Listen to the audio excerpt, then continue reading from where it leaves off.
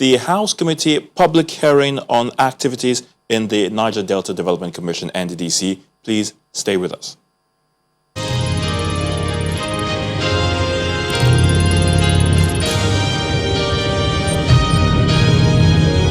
This is a live Channels Television event.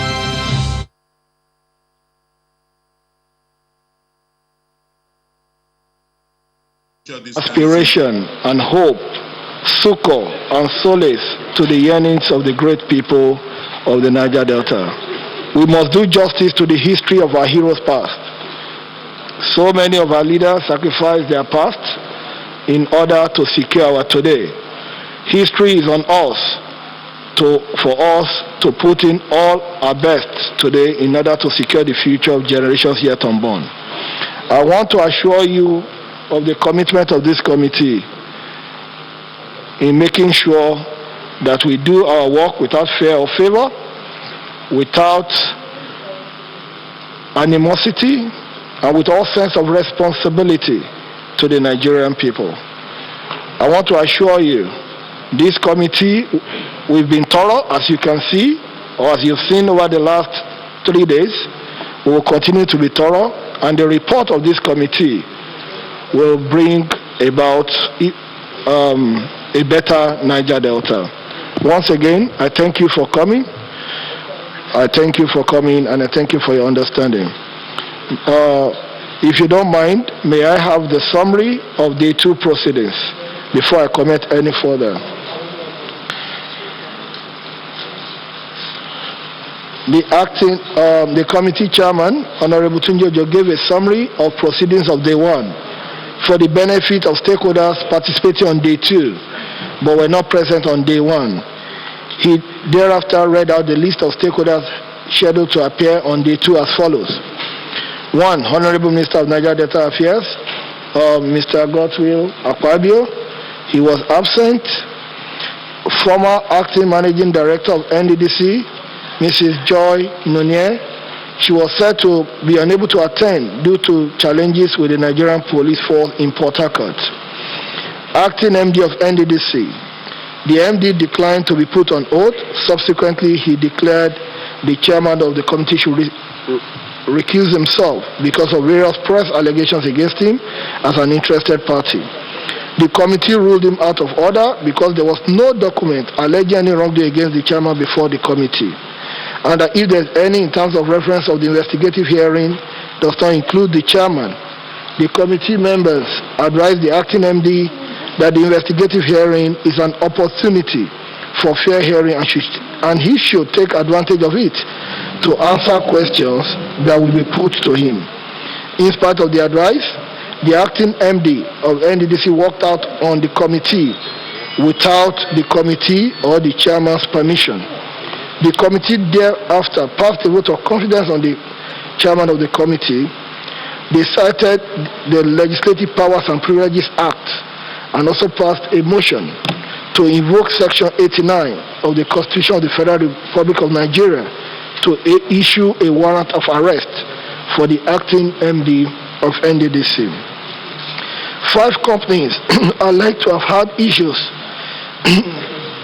made presentations and answered questions from the committee as follows. 1. Clearpoint Communication, represented by the MD, Mobat Ekorebo. He was placed on oath. His company is engaged in consultancy communication. He said his company has contract agreement with NDDC, but did not come with the documents. However, his contract is omnibus and ongoing till year 2021. He complained he did not receive any letter of invitation, he only saw an advert. The committee informed him that the newspaper publication was a valid invitation. He was directed to submit all his contract papers. He confirmed that 34 million was paid to his company for media consultancy services for international management for NDDC and Niger Delta brand. He confirmed that 32 million was paid for special summit on NDDC and investment opportunities in Dorchester. He said 29.7 million for production of radio was not paid to his company. He confirmed That 34 million was paid to his company for engagement to organize the Niger Delta Development Forum in Washington, United States. He further confirmed that 641 million was paid to his company for forensic communication support. He was not sure if the contract for payment of 641 million went through the procurement process because he's not conversant with the procurement law. When he was asked how his company got to know the 641 million procurement contract, whether it was advertised or not, he said he was not sure. The company performed the contract according after the COVID-19 pandemic has started. He confirmed that he knows Charles Odili as Director of Media of the NDDC. He also confirmed that his company made several cash transfers from his bank account to Mr. Charles Odili's personal private account, but he could not remember the exact amounts, and that it was for mobilization to enable the commission inspect some of his projects. AHR, represented by company's contract legal staff, Mr. Ben Akpan, he was placed on oath. He is part of the legal team on contract to the company. He confirmed that they were paid 1.08 billion after they finished the job, although the company received an advance payment of 15%. He did not know the point from where the palliatives were delivered and distributed in Abia Rivers, but it was distributed in Ete in Akwa Ibom, according to him. Finally, he admitted he did not witness the distribution of the palliatives in any state. The committee discovered that the company's shareholders and directors are same with Roadmap. The committee directed the managing director of AHR to appear in person on day 3 by 11 a.m., which is today, 17 July 2020. Julius Dinga was represented by the company's lawyer, Mr. Imane Anene. He was placed on oath. The company's contract was for publicity on the prevention of spread of coronavirus in the Niger Delta State. He confirmed the receipt of payment for the contract. He submitted his contract documents to the Secretariat. Mag Educational, represented by the MD, Godson Ideozo, he was placed on oath. The company placed students on computer-based exams for NDDC scholarships. The contract was initially 15 million, but reviewed upwards to 45 million. 10th day of January 2019, there was a tender for the contract. He submitted his contract documents to the Secretariat. Roadmap Construction. Roadmap Construction, represented by the company secretary, Mr. Adamu Ishaku Musa. He was placed on oath. The company is into construction of roads and buildings. The company has performed a couple of contracts for the NDDC. They were paid 16.2 billion for the contract of NDDC head office. No contract review has been done, but the company is considering requesting for one soon. The committee directed that the managing director of Roadmap should appear in person on day 3, which is today, by 11 a.m. Civil society organizations. Niger Delta Youth Forum, represented by the spokesman, he was placed on oath. They are not aware of any conflict in Delta State and also not aware of payment made by NDDC for conflict resolution. He submitted memorandum to the Secretariat. Citizens Quest for Truth Initiative, represented by Francis Udoka Ndim Kola, was placed on oath. His organization is unable to confirm if any forensic audit has started in NDDC. Submitted memorandum to the Secretariat. Niger Delta Rights Advocacy, represented by Darlington Waigo, was placed on oath. Submitted memorandum to the Secretariat. Traditional rulers of oil-producing communities, represented by Prince Malepo B. Okazeme. He was placed on oath and submitted memorandum to the Secretariat. Contractors Association of NDDC, represented by Mr. Joe Adier. He was placed on oath. So many of their members who performed NDDC contracts with less than 20 million several years ago had died out of frustration for non-payment. Submitted memorandum to the Secretariat. Then there's this one, PH. represented by Comrade Emeribe.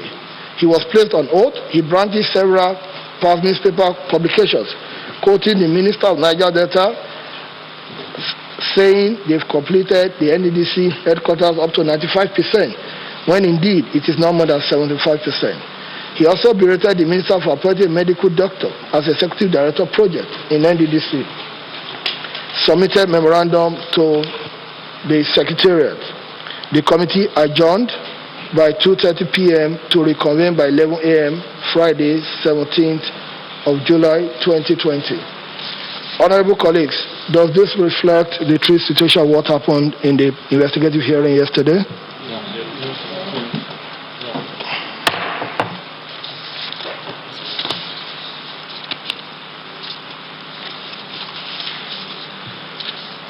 Honorable colleagues, we'll go straight to business. Today, we'll be taking Act for Positive Transformation initiatives. We'll be taking via Zoom the former acting MD of NDDC, Mrs. Dr. Joy Nunye. We'll be taking Osmoserve Nigeria Limited.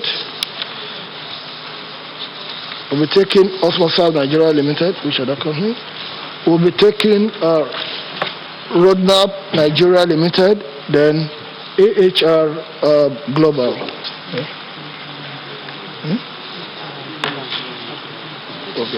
Okay, that's good. I learned that AHR Global, you have documents to submit. AHR Global.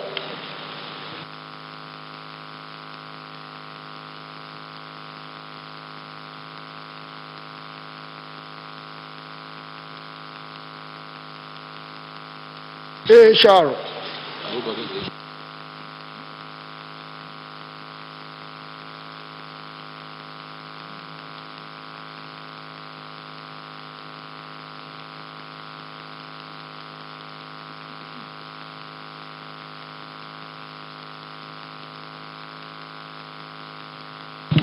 Sorry, Mr. Chairman, I stepped out to the convenience. I learned AHR. I learned that you have documents to submit. Yes, Mr. Chairman. Can you please submit to the Secretariat? Very well. Thank you. Roadmap. Mr. Chairman, good morning. I'm here. Let me come here. Come this way. Are you submitting documents? I submitted a letter from the chairman. Have you submitted to the Secretariat? Yes, I have done so, Mr. Chairman. Okay, you can sit down.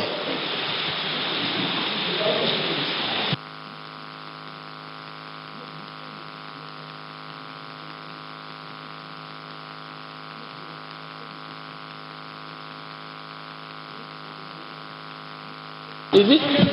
Okay. Honorable Abonta. Observation. Did we not ask that the managing directors of the firms to appear today? The Secretary, can I have the letter? Let me know what the letter is about.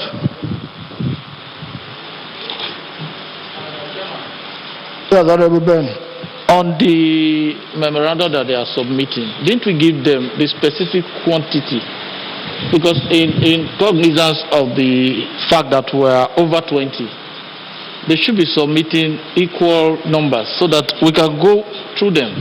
But what they are submitting to the Secretariat, most time we don't have time to go through them. Okay, we'll discuss with the Secretariat on that. I have a letter here from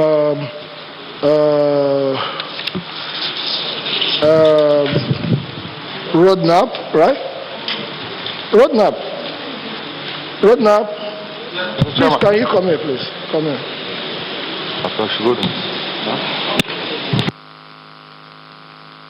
Don't we take them, Sarah? No, just one. So that okay.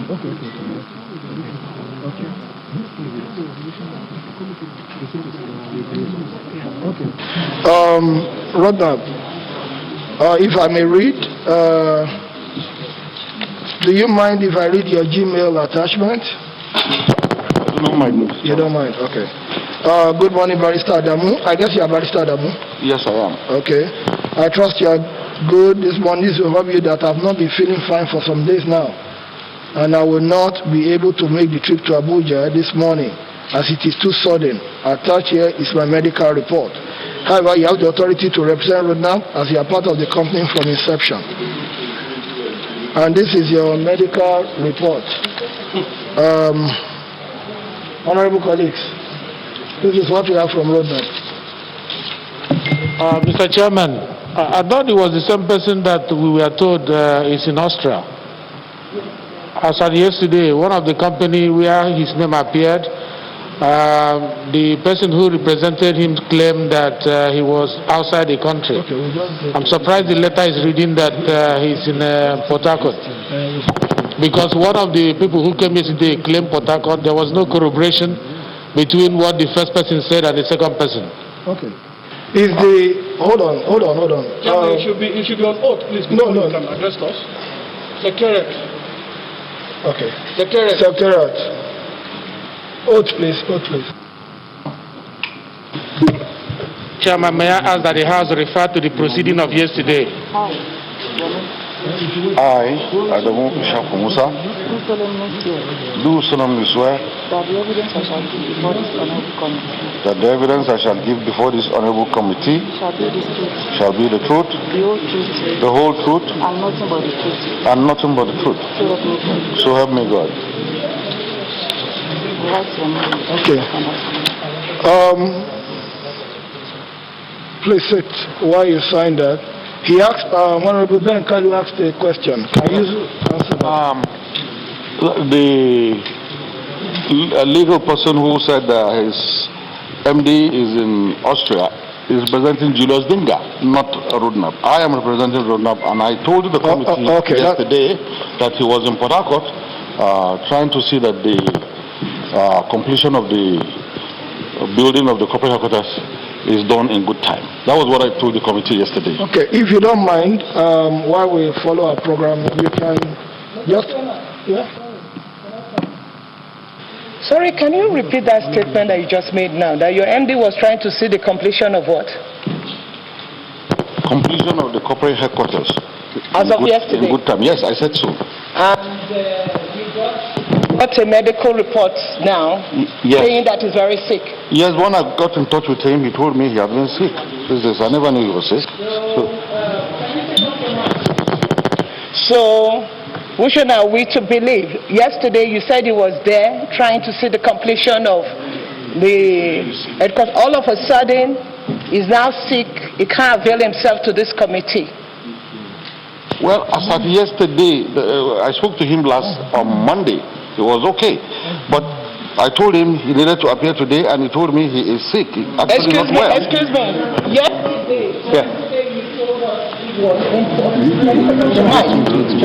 Yesterday you told us it was in Port Harcourt. You did not tell us that you spoke to him. Yesterday was Thursday. You did not tell us that you spoke to him on Monday. But you just said now that he was trying to see to the completion of the headquarters. That was my statement yesterday, Honorable. And I got in touch with him, and he told me he's sick, he cannot make it. Barrister Adamu? Yes. I just want to remind you that you're on oath. And I believe you know the punishment.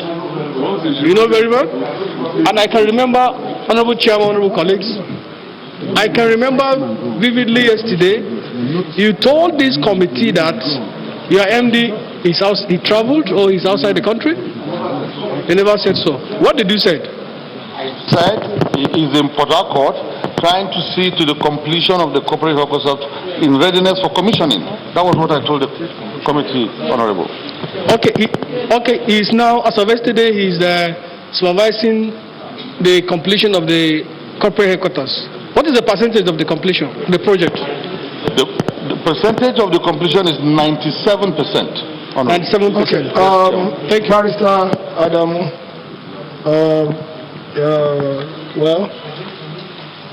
Let me put it on record that this particular submission, it's not...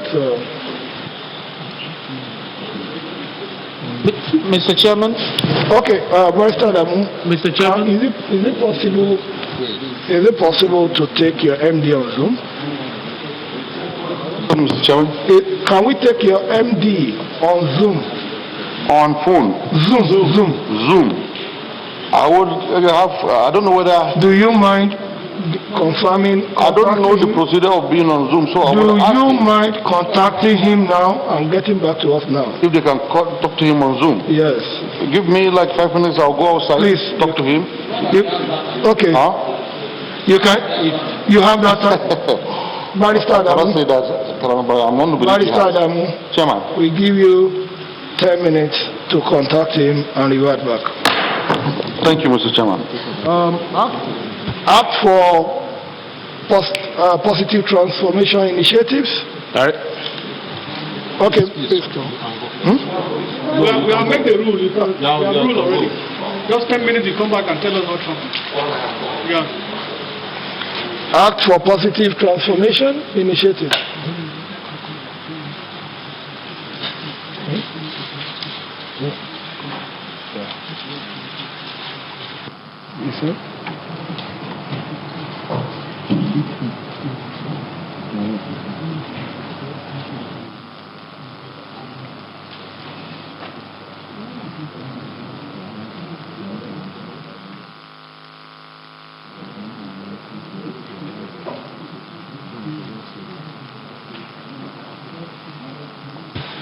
Act for positive transformation. Oath, please. Oath, please.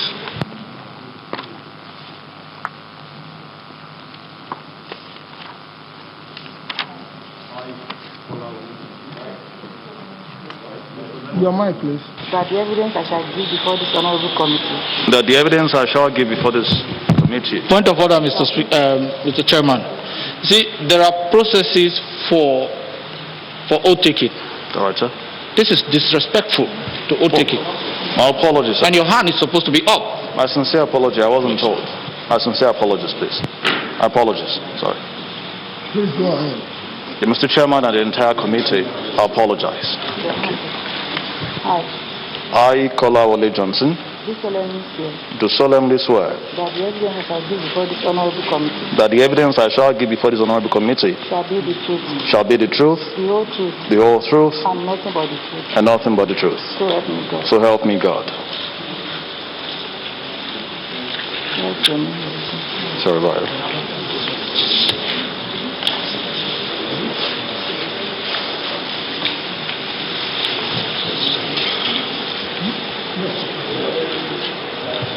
You can sit, please.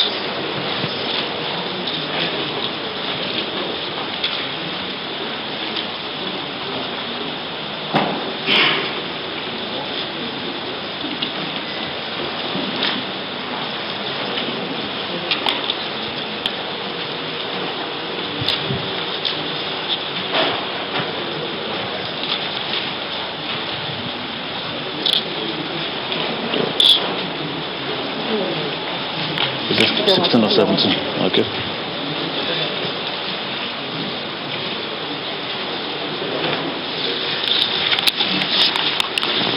You can sit, please.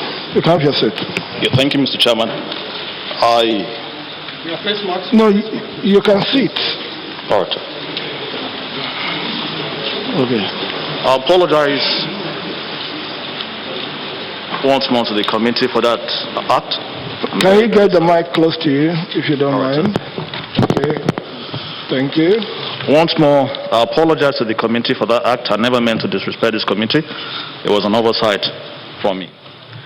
On behalf of my chairman, our board chairman, the secretary, and the 28 volunteers that we have at Act for Positive Change, Transformation Initiative, we want to sincerely apologize that we were not able to appear here yesterday. I was scared to my bones and marrow after what happened at Port Harcourt. If you took a old governor to go rescue the woman, I don't know what will happen to me. I know no governor. So I was very scared. I went into hiding. I came from there directly this morning, and I had to disguise with my Sunday wears. I apologize, please. I'll go straight to our presentation. At the background of this that we do, because lately I've seen some accusations against us, let's make it very clear why we are doing this. When we started this project last year, March to be very precise, I was assigned to handle Niger Delta Development Commission, while some others were given some other agencies. We discovered that yearly, the NDDC gets an average of between 300 to 380 billion naira.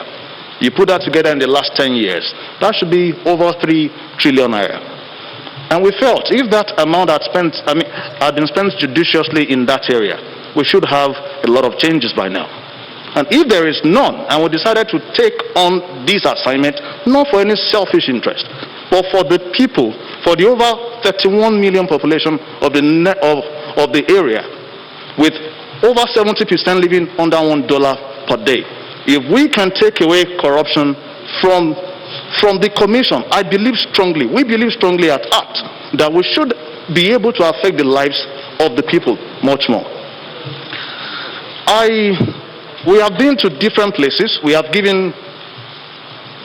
I was glad yesterday when I heard that Mr. President released a statement that we'll get to the root of this, and I bet it was one of the major reasons why I had to come out of hiding to come to this place. Because before we thought nobody cared. We have not brought allegations to the public space or to be submitted to this committee.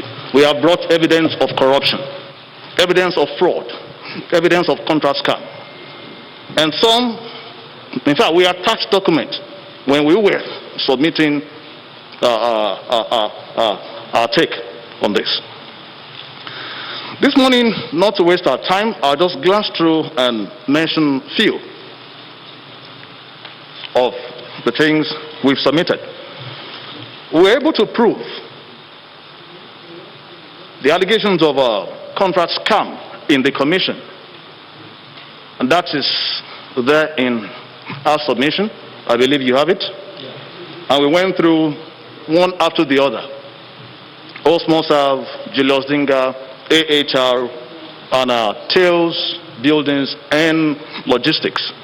I may not want to go through except you want me to go through. All right. First, on the 26th of April 2020, I was watching Dr. Caro Jugbo on the television, and he was being asked some specific questions. First, that have they awarded any COVID-19 related project contract? He said nothing like that, nothing of such. And he went ahead to say that they were yet to award any contract as the management. He was asked again by either the person with him or Sheo, the interviewer, that do you know Osmosav? He said no, that he didn't know any company like that. But right before me, where I was watching, I had documents with me to show that not only have they awarded contract, they have also paid. I'll give an example of Osmosav Nigeria Limited. That was awarded contract of 4.861 billion naira for the supply of medical equipment.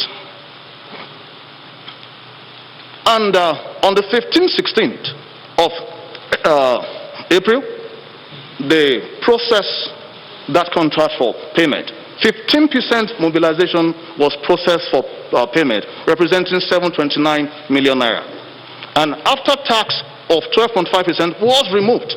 7% for tax, then 7.5% for tax, then 5% VAT. He eventually got 638 million naira in his account on the 28th of April. I can quote the time if they deny. Then, another company, Julius Dinga, also got contract for the provision of awareness on the prevention of spread of the COVID-19 virus in the NDDC state. It was also paid on the 22nd of April. Same with the AHR Global, that was paid also on the same date. Then sorry, can you, when you're making your presentation, yes, sir, it's not good enough to tell us they were awarded contracts. Yes, sir. We need to know how much the contract is, what's the contract about, and all right, sir, Mr. Chairman. Just like I explained of the first company, Osmosa. Maybe I should just run through the contract for the very first company. Now, now all of these contracts, first, was beyond the approval limit of the management. Secondly, the director of project said on air that they were waiting for the presidential approval.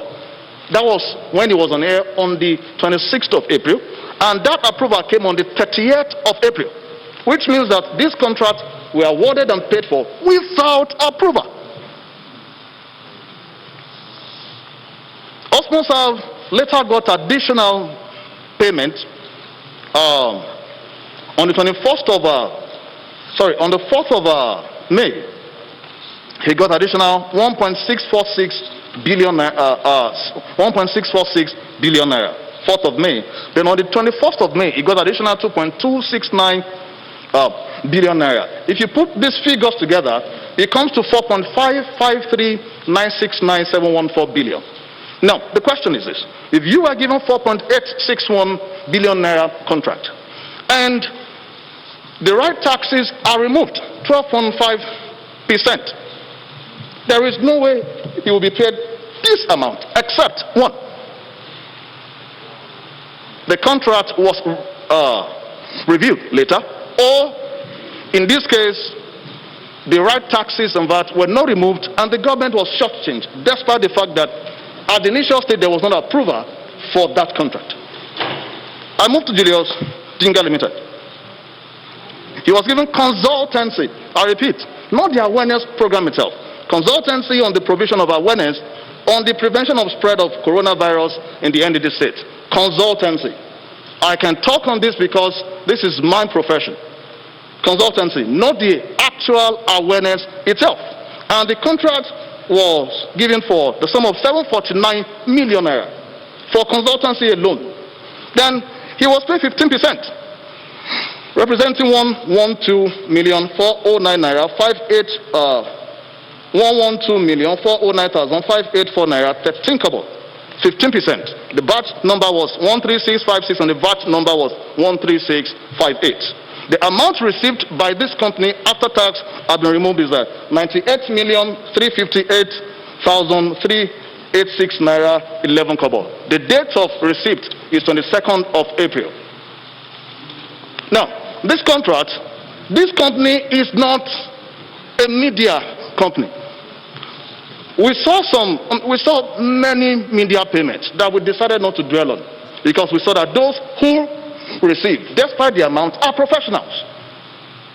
They are in the industry. But this particular company is not a professional. I mean, are the MDs not, or those who own it, they are not professionals.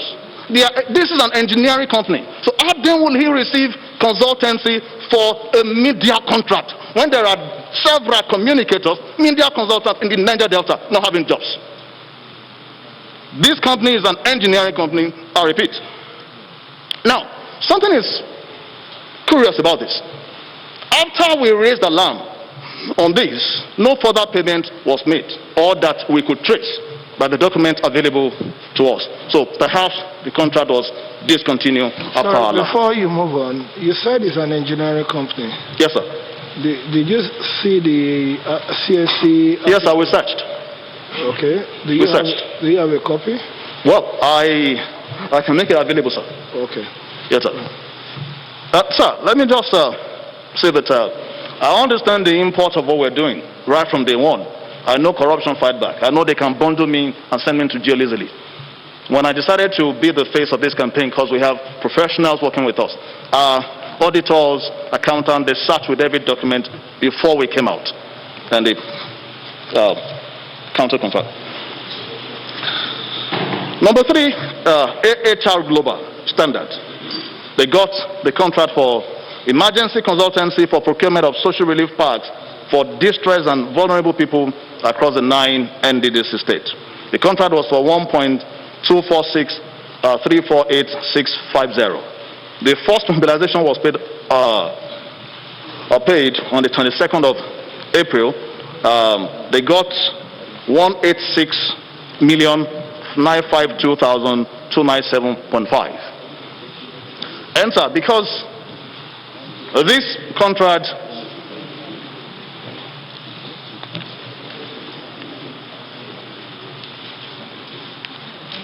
we were not going to question this because we don't know the packs that they have gone to supply. The only thing that we have on these is the fact that one, it was given and paid for when there was no approval of the president. Then two, this company is also a transport company. That may not count as such. The only thing we have against is that it was given without approval of the authority. Then Tails Buildings and Logistics. This company was given the contract for emergency consultancy for provision of refresher training for caregivers on prevention and treatment of coronavirus. And the contract sum was 268,481,250. 15% mobilization was paid on the 22nd of April, representing 40,272,187 naira 5 kobo. The batch number is 13659 and batch number 13660. After tax was removed, the company received in its account 35,238 naira 164 kobo. Now, ordinarily we should have let this pass without looking deep into it. But the first, again, like others, was awarded without the approval, then was denied on national television. But again, it's a Tails Buildings, not Tables. Sorry, it's a mistake. Now, this company is not an health-related company. This is a logistic company, but given a training contract for health care workers, for caregivers. Now, we learned that this company sublet. As a matter of fact, I didn't want to go to this stage until Dr. Cairo, that I was privileged to see to it on the national television, said that one Dr. Ofama was handling this project going around the country. And I know that Dr. Ofama did not get this contract directly. She got it was sublet to her by Tails Buildings and Company, and she has only collected 15 million naira, even when they have paid Tails 35 million naira. We may not even, yes sir. No sir. The company that got the job originally, Tails Buildings, had been paid into its account 35 million naira. But the Dr. Ofama handling this only received 15 million naira payment, and she said in her own words, I don't want to, because my initial idea was that this was not executed. But we didn't make that known because we weren't sure. In her own words, she has done many of the states except 2 states. So perhaps the only thing we'll have against this will not be the non-implementation. Will be about the fact that it was again approved without, given without approval. We may not be able to question the sum because our accountant also said it was not out of place. Then if it was that woman that they gave, I think I can guarantee, I know her, she's a professional. She will do a very good job, not speaking for her. Now, perhaps I should just move to other areas because of our time and touch other areas. We have raised alarm. We wrote to these national, to this assembly sometimes back, not too long ago, that the commission should be directed to stop payment of any job, should stop all procurement exercise. And there are specific reasons for that. Not because this is not the time that money should be circulating in the area. Yes, this should be. But because the process has been approved and abused. 1, 2, because you just wonder the kind of things they paid for. The emergency provision in the budget may have to be looked into. Honorable members, perhaps it interests you to know that many of the emergency contracts paid for, many of them were not in the budget. That is extra budgetary spending. Number 2, Some items that they paid for are so funny. For example, I saw that they paid emergency consultancy for the construction of infant Jesus.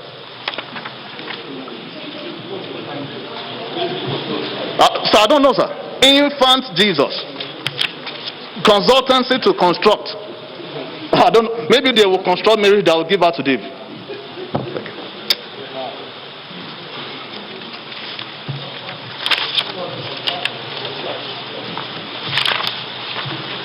Sir, this is sad because people die in that area daily.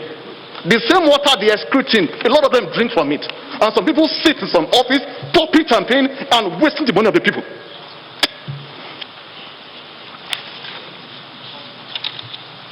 So I will just go. We have enough on our paper, so we'll just close and move over, sir. Let me just take on, because I learned yesterday that there was one, again, I repeat, I'm not after companies, not even after individuals, but for the right things to be done. I learned Clearpoint was here yesterday and denied some payment. Offhand, I can reel out the payment he got. It was after we raised the alarm that they came to the reality that the scams going on there is in the public space, so they could no longer deny a lot of them. I heard from the minute that they have owned up to the 34 million thereabout paid for an event in Dorchester when there was lockdown, when the entire nation was on lockdown. Sir? Yes, sir. What? Yes, sir. It was on lockdown, and they paid that money for. They should just go. When was that?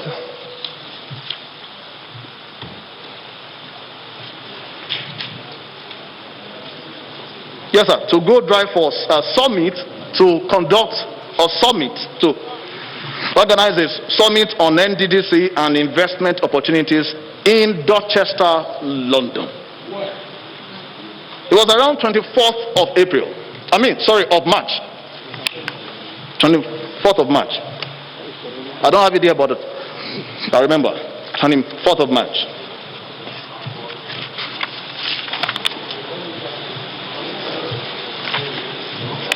And he got another payment for another event in the US, to be organized in the US. The same day he got the payment. And this period, I asked, where was this done? I don't know. So maybe the committee can look into that for us. This same company was, that same day, he got about 100 million altogether. Yes, sir.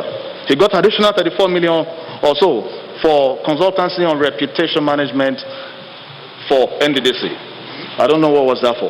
But one peculiar thing about this payment, if he argues, I will bring out how he spends the money. The money went into private accounts. I said to this committee with all boldness, I'm on oath, the money went into, in fact, the larger percentage went into private accounts. Perhaps you can't get more than 8 million that went into companies. One went into one printing company, then into another company that you don't have details for. So we have individuals that got that payment, including staff of the commission. Can you raise the alarm? Can you name the members? Yes, sir. Sir? There's something I've been looking forward to ask you. And now that you're on oath, I've heard you say it on television, national television, and now you're on oath. I would like to hear about it. The money for foreign scholarships. I heard you say, if I'm wrong, you correct me. Reverend. Because he has not talked about that. Reverend, I believe you will get to that, even though we are running. It's in your document. Yeah, it's in the please. It's in the document. So.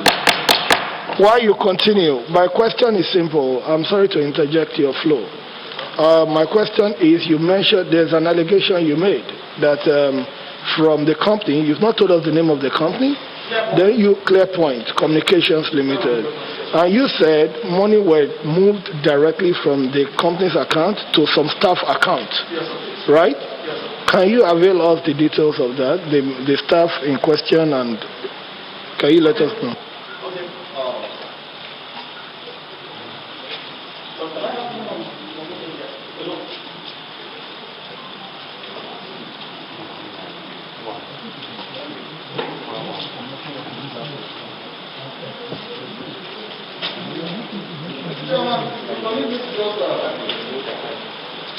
Your microphone, please. Yes, sir.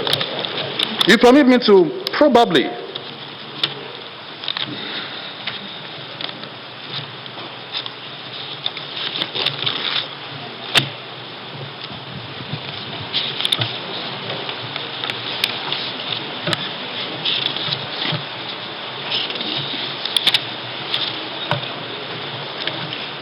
okay?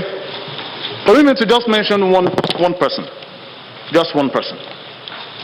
Because this is not a wind hunt. I mean, it's not for any motive.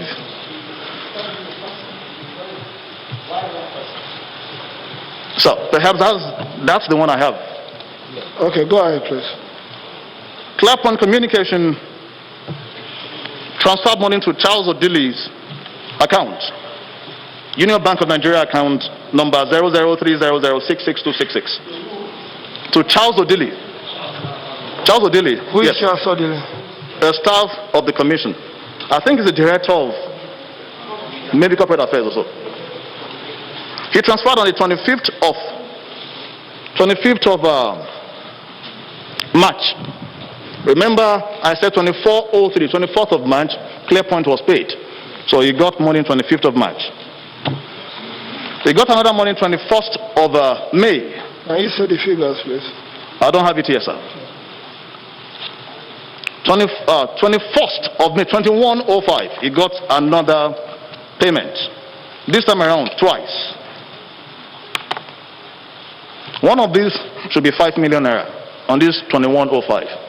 One of the figures should be 5 million. In fact, not should be. Please 5 million naira. Sir? All right, sir. Then 2405, he got 24th 05. 3 days later, he got another transfer from the same company. The 25th 05, he got another transfer from the same company. 26th 05, he got another transfer from the same company. The amount ranges between 1 and 5 million naira, etc. But the ones I have here, I have mentioned. And I put it to them, sir. If they dare deny, I will smoke them. Go ahead, please.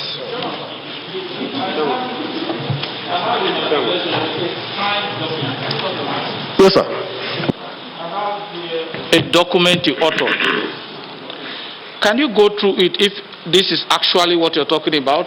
Because this carries the figures and every detail. Can you confirm that? Because he signed it. I have it here. Sorry, who signed it? He signed it with your letterheaded paper, ACT. Can you look at this and confirm if it's yours? Because you need to give us figures. Yes, please. Honorable Ben. Honorable to know where Abonta. he wants to take is coming from. When? How did you get to your phone? You snap it?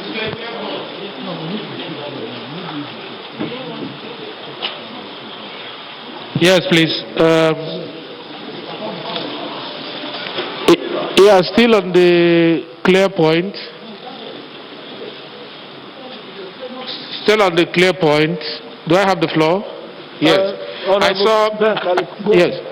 I saw something that took place on the 23rd. I heard you on TV severally. You said something took place on the 23rd of April.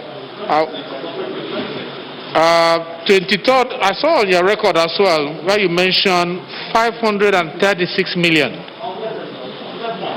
The same clear point. And also 641 million in May.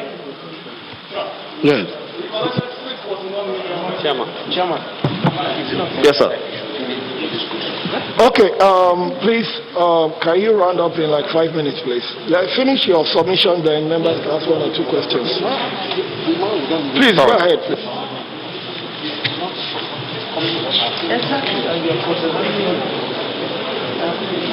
Please, 5 minutes, please. Just for all right, sir.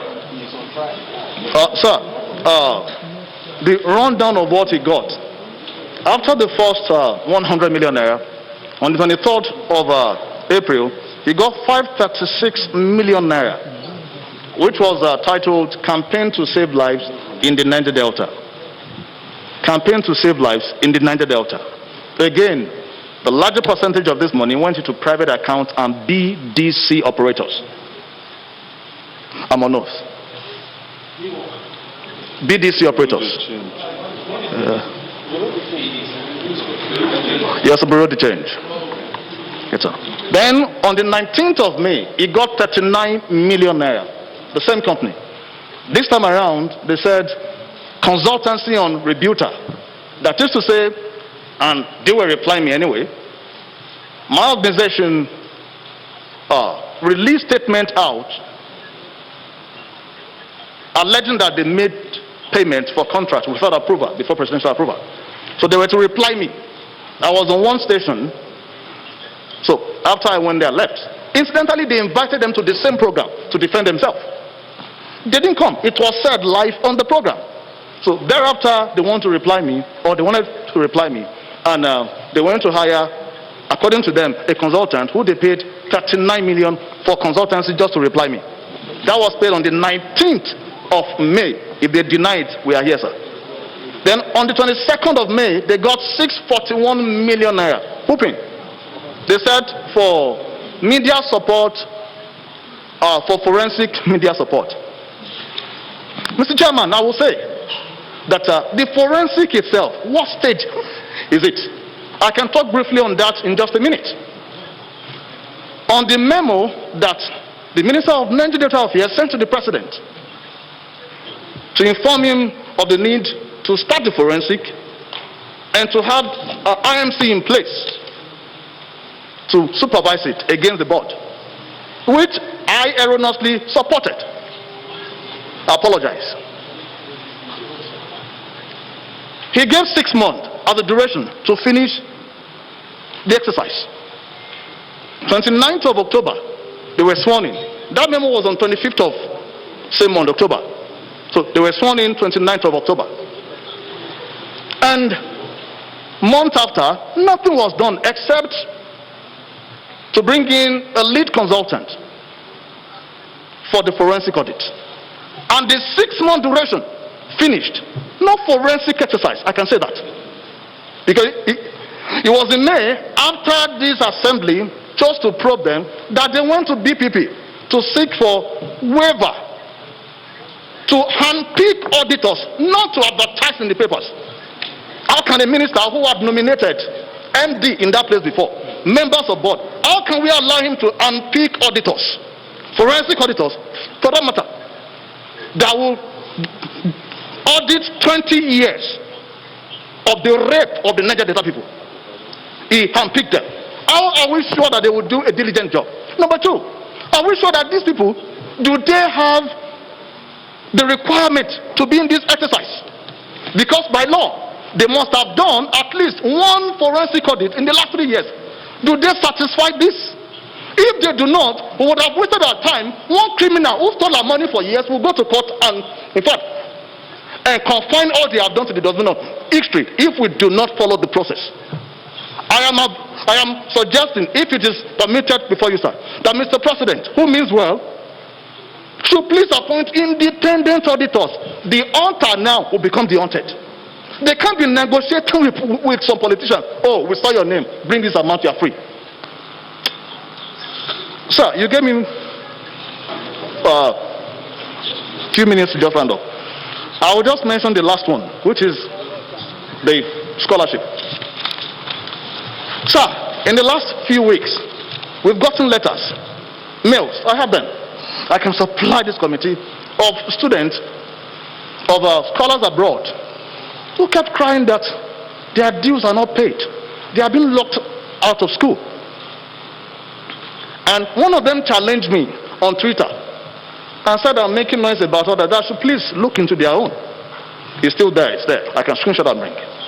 So we went into work and we discovered that rather than paying students or scholars who are abroad, the NDDC team were busy paying themselves money meant for students.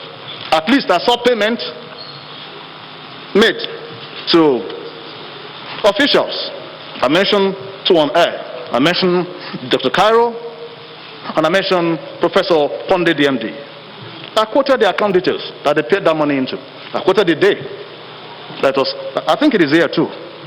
But here. I want to make a very special appeal, sir. That beyond all of my agitation, I think my constituency comes first. The scholars, please, sir. If there can be anything, or if anything can be done as fast as possible, even if we need to just bend some things, I'm appealing to us, sir. A lot of them needs to be attended to. In fact, my define the odds to come. That serves as about the first purpose. In the last 3 days, I must have gotten over 40 mails, names sent, videos. I'm appealing on their behalf for us to please do something for them, sir. Irrespective of what we can do within the shortest possible time. If I go, sir, without mentioning this, I might not have done justice to this today.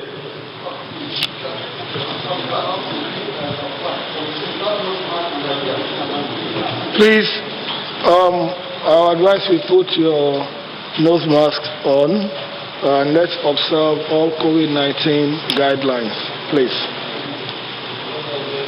Okay, you can round up, please. Yes, sir. So, manual plans are with this very last one. I can say this here because this is a standing committee, also an investigative one.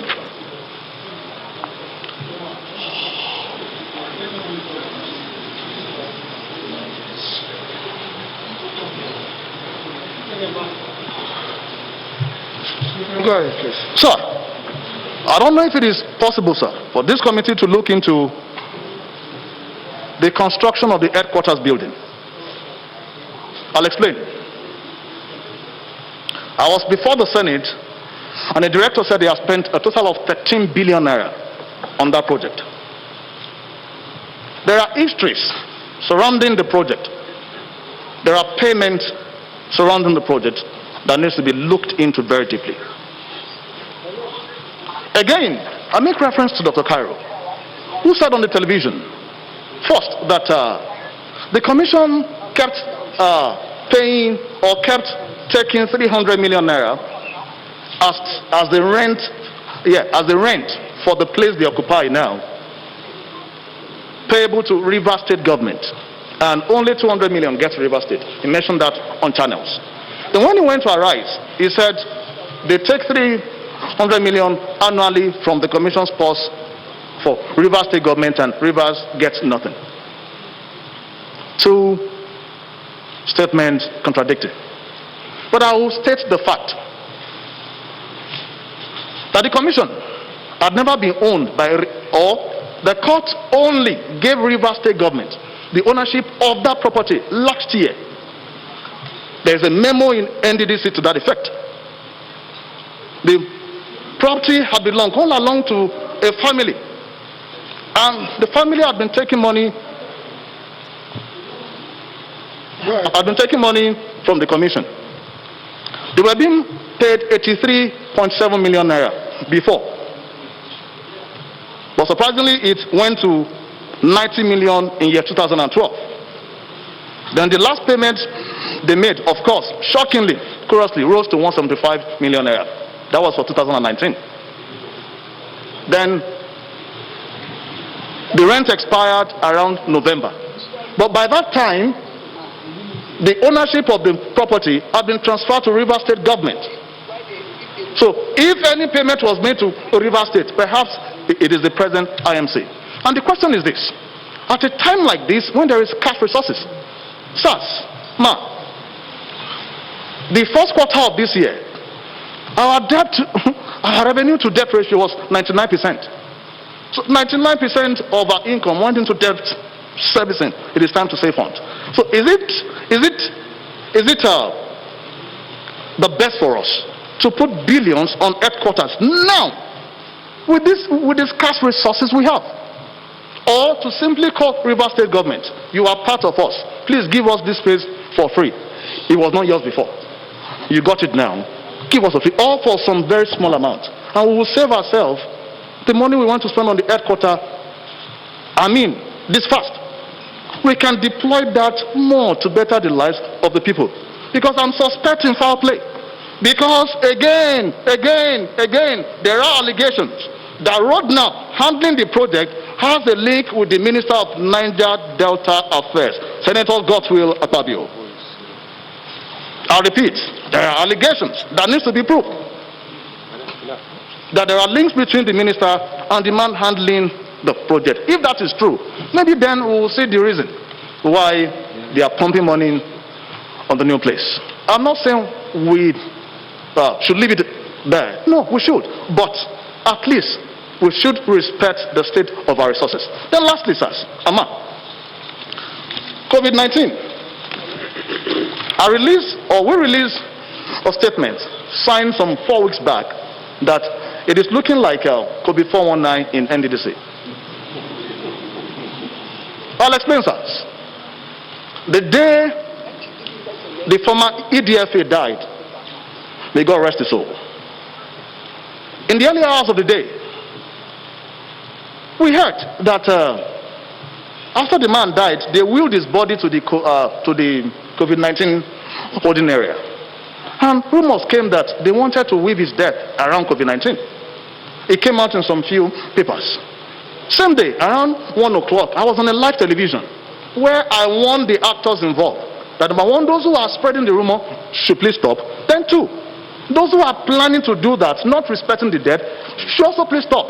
But 1 hour later, we saw a memo emanating from NDDC suggesting that what we said was true.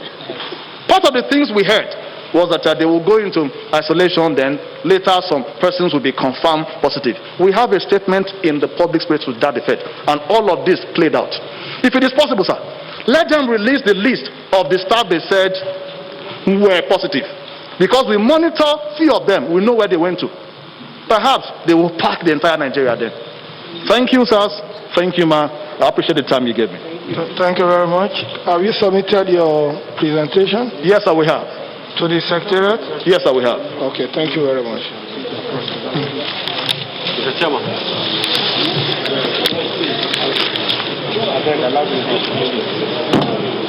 I appreciate it.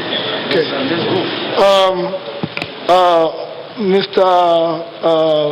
Kolawole Johnson, the committee wishes to appreciate you for your time and thank you for the good work you have done. We'll look at your submission and we hope we'll find it useful in the course of our investigative work. So we wish to appreciate you most importantly. Thank you for coming. Thank you. Memorandum. Can he sign it and tender to us? No. He has submitted the signed one already. Now we would like to take Dr. Joy Nunez on Zoom. She will be joining us from Port Harcourt, from Government of Port Harcourt on Zoom. Dr. Joy Nunez, she's the immediate past acting managing director of Niger Delta Development Commission. Can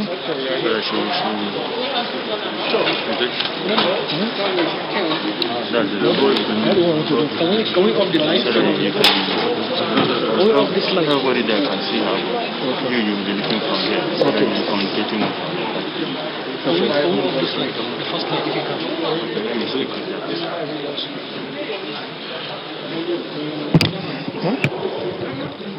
Can you off the first light, the front one? Sir, is it? Can we have this light? The technical? Can we have the rear light here switched off?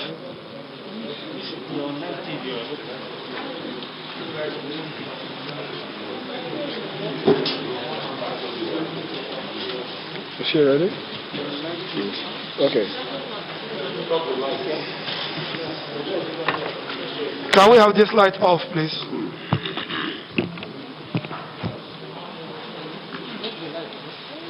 Okay.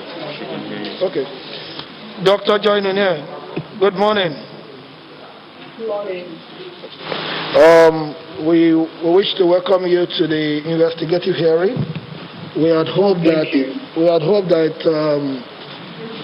our hope was to see you yesterday, but for some reasons we saw on national TV, you were unable to make it. Sorry, can you are live on Zoom. Can you make a brief introduction of yourself, please, to Nigerians? Okay. First of all, I'd like to say to God alone be the glory for saving my life yesterday, because what would have happened would have been that no one would have known who took me away, and God knows what would have happened. This has been the modus operandi for enemies of the minister when he was governor in Akwa Ibom State. I really want to thank the... Please, can you hold on a bit? We're trying to get you on the projector, please. Wow, I saw you doing, yeah, it was...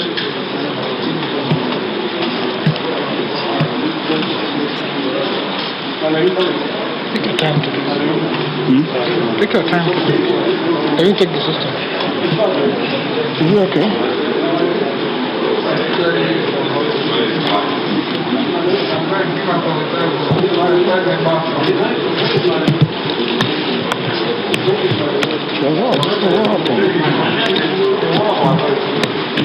But you don't know. Take your time. Look at it.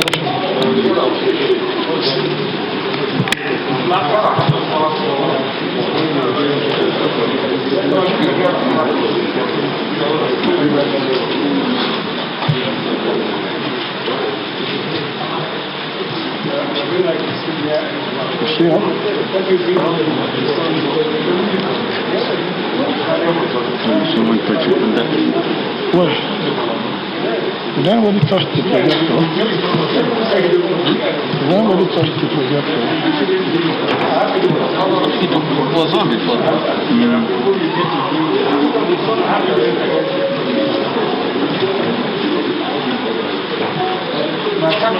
We need her to take. Look at the just go. Okay, we need her to take hold. Yeah, definitely. Doctor.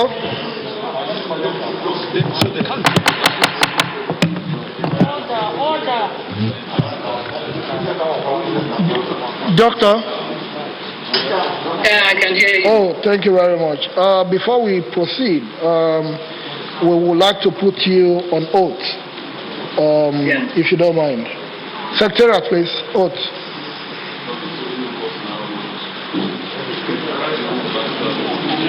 Yes, ma'am.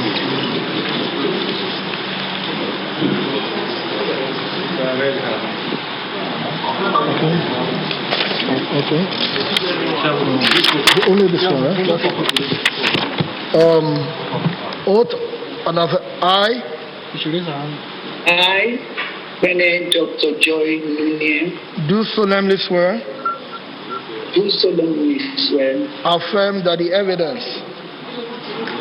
And I affirm that the evidence that I shall give Before this honorable committee. Before this honorable committee. Shall be the truth. Shall be the truth. The whole truth. The whole truth. And nothing but the truth. And nothing but the truth. So help me God. So help me God. Thank you very much. I asked a question. Can you introduce yourself? Yeah, so I just wanted to thank God Almighty, thank the governor of Rivers State, Nyesom Wike, for coming to save my life yesterday, and of course the good people of Rivers. My name is Bene Dr. Joy Nuniem. Bene in the sense that I hold the highest title, traditional title of honor in my native Ogoni land, the sixth woman since 1500 BC. I am a lawyer, a politician, and I have come here today and I'm going to speak as the former MD CEO of the NDDC.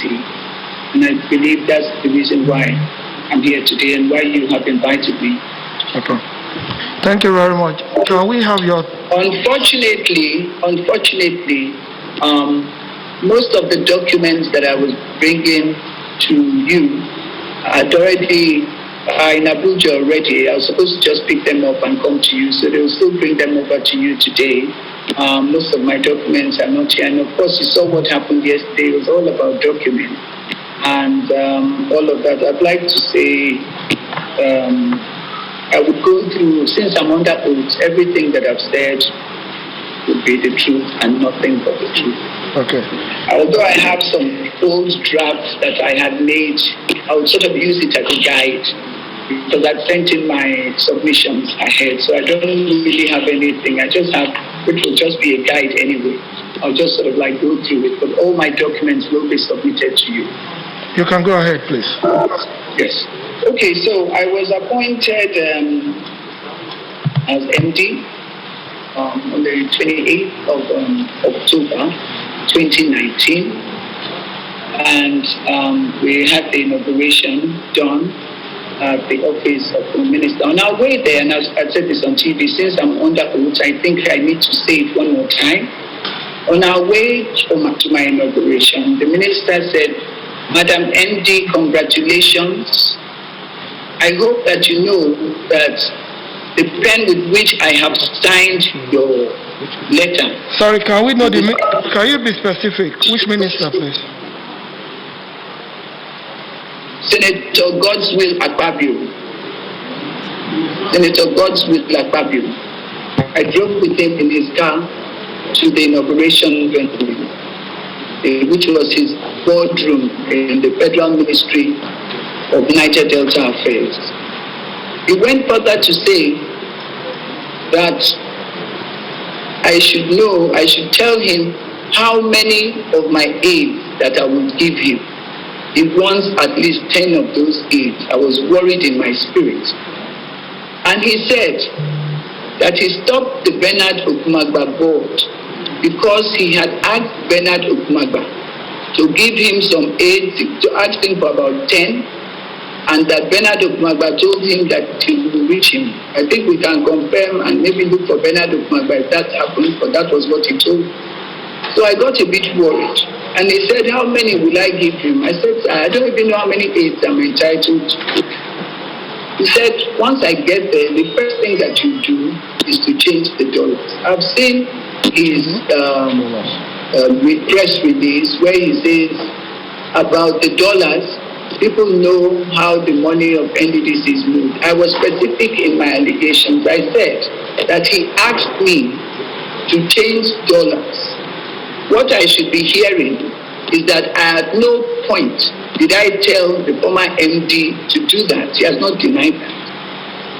Now, what happened when the new MD came? From your records which you have, dollars were immediately changed when he became MD. I want to tell Nigerians that I did not change $1 of the people's money. The dollar was intact before I left. I did not spend $1 of Niger Delta people's money. Secondly, when we got to Port Harcourt, he told me that he would come. He came to Port Harcourt 2 days after our inauguration. He stayed at the Meridian Hotel. That was his first meeting with members of the IMC, namely Dr. Cairo Jibo, the late EDFA, which I will not be talking about much. Let me respect his soul, but I will make a little bit of references where necessary. The late EDFA and the only other staff of the NDDC that was there was one Mr. Etiebet, who later became the head of the procurement unit. At that meeting, he reminded me about the dollar. Secondly, He told me that he wanted me to send some staff away. They were the ones that spoiled Mrs. Akwagaga, that refused to sign and make certain payments. He does not want them to spoil in his word. Thirdly, he said the first thing I would do is to write a letter to him. He gave me the draft, which I sent, of course, I showed it on TV the other day, that I should put it on my letterhead.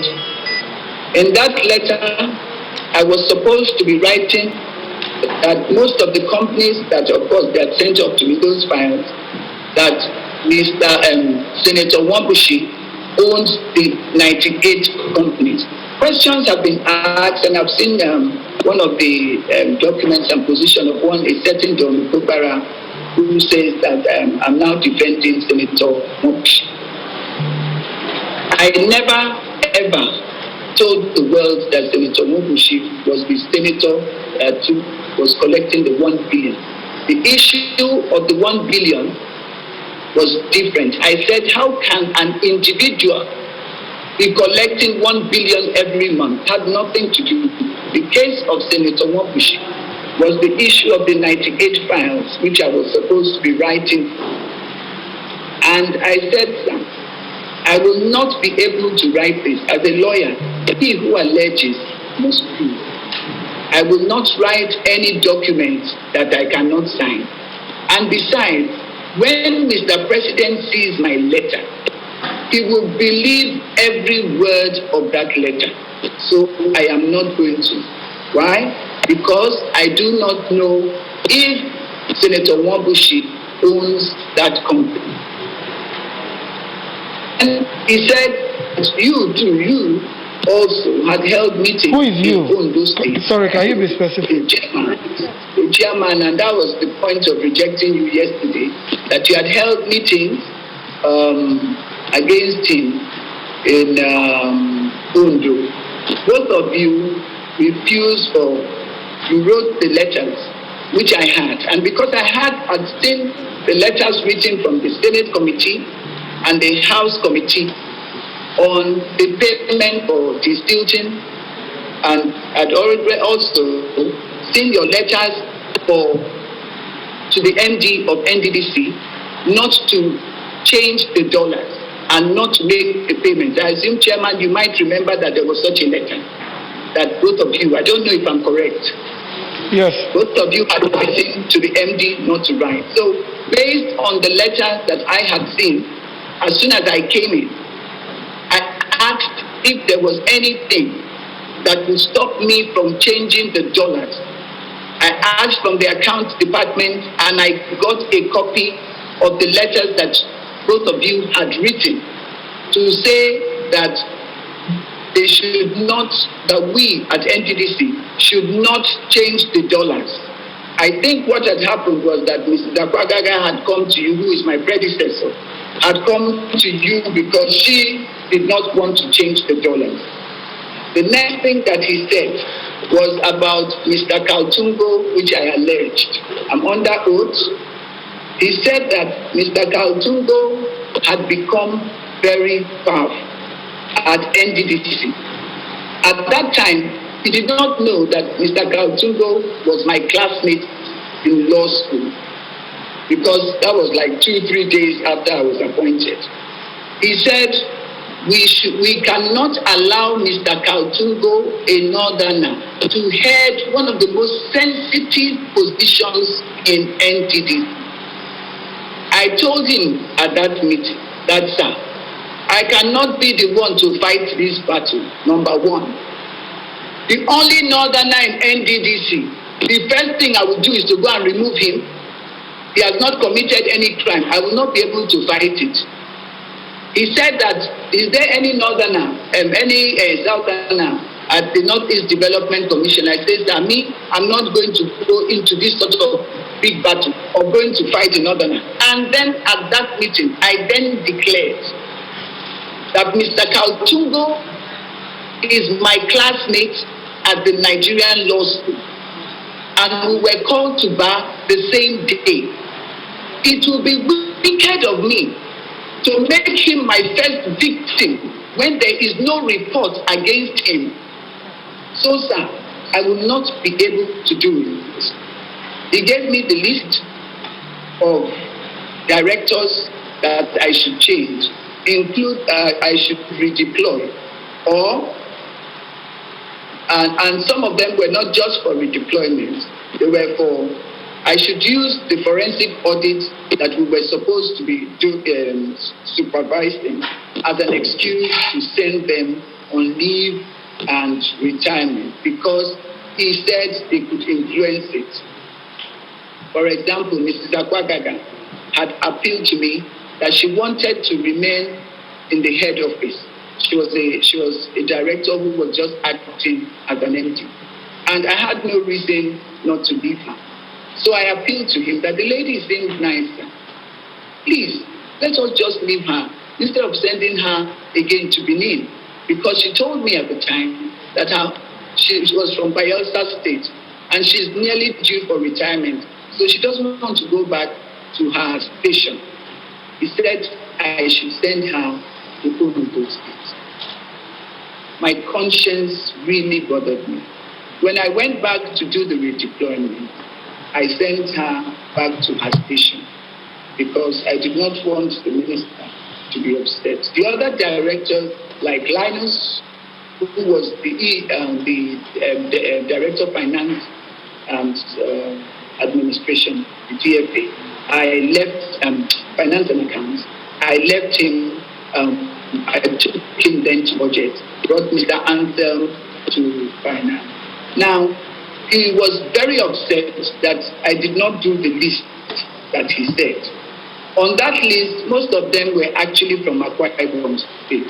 I said, sir, I'm a Rivers woman. There's no way that I'll promote all the younger people that are not up to director level. I represent Rivers State. I will now start moving people out. I'm not going to do that. I won't be able to do double promotion. Once I have the power to act as a board. Only the board can have such powers to promote people. Two, where there's no board, the chairman of the Civil Service Commission by Act is supposed to be the one to promote it to a standard. The other thing was for employment. Of course, he had collected CVs from all kinds of godfathers. I also said that I'm from the Niger Delta. And all of you remember that before I came, there was the issue of employment where the Federal Character Commission had given NDDC the approval for employment. But that was stopped because of the scandal that was going on. I said, sir, there's no way. I have been an activist in the Niger Delta. I gave up my youth for activism. It's written in books. So I will not be the one to come to NDDC and then give employment to people outside our zone when our youth don't have employment. So I want to tell the world, I never did any employment. I never gave out a single contract at the NDDC. I never gave out a single contract. I remained silent after nearly 7 months of my removal. I think about 5-6 months of me removed as MD, because contrary to what you said, is because I'm annoyed that they removed me. Am I annoyed? I'm not just annoyed. I am livid, especially when I heard the reason for my removal. And I'm so happy. I want to thank Senator Akpabio for giving me a good testimonial that I am not corrupt. There's nobody can say, no contractor can sit anywhere and say they gave me 10 naira. I want to say this also under oath. The contractors, most of them, 60 personally known to me, personally. And I can say before the world that I am the most unpopular MD ever that came to NDDC. When I was removed, the minister, Senator Akpabio, personally sent out text message and video recordings of the youth. Say, make she go, she no gree give us money. That was a testimonial that the money of the people of the Niger Delta is blood money. I refuse to touch it. So even when my friends were contractors, even when they claimed that their monies were being owed, I hardened my heart. My instruction was everybody go and finish your job. Now, everybody will bear me testimony that contractors went back to site. Everybody saw contractors go back to site. I was empty. I had the privilege of seeing all the videos. One job, 5 people will send me videos of completion. The same job, the same video, and I will just laugh. The problem that you're investigating today have 3 major groups that are responsible for the things that have gone on in the NDDC. One group is the management, which is the IMC. Everybody against the IMC. The second group is the staff of NDDC. And the third group, which I will start with, is the people of the Niger Delta.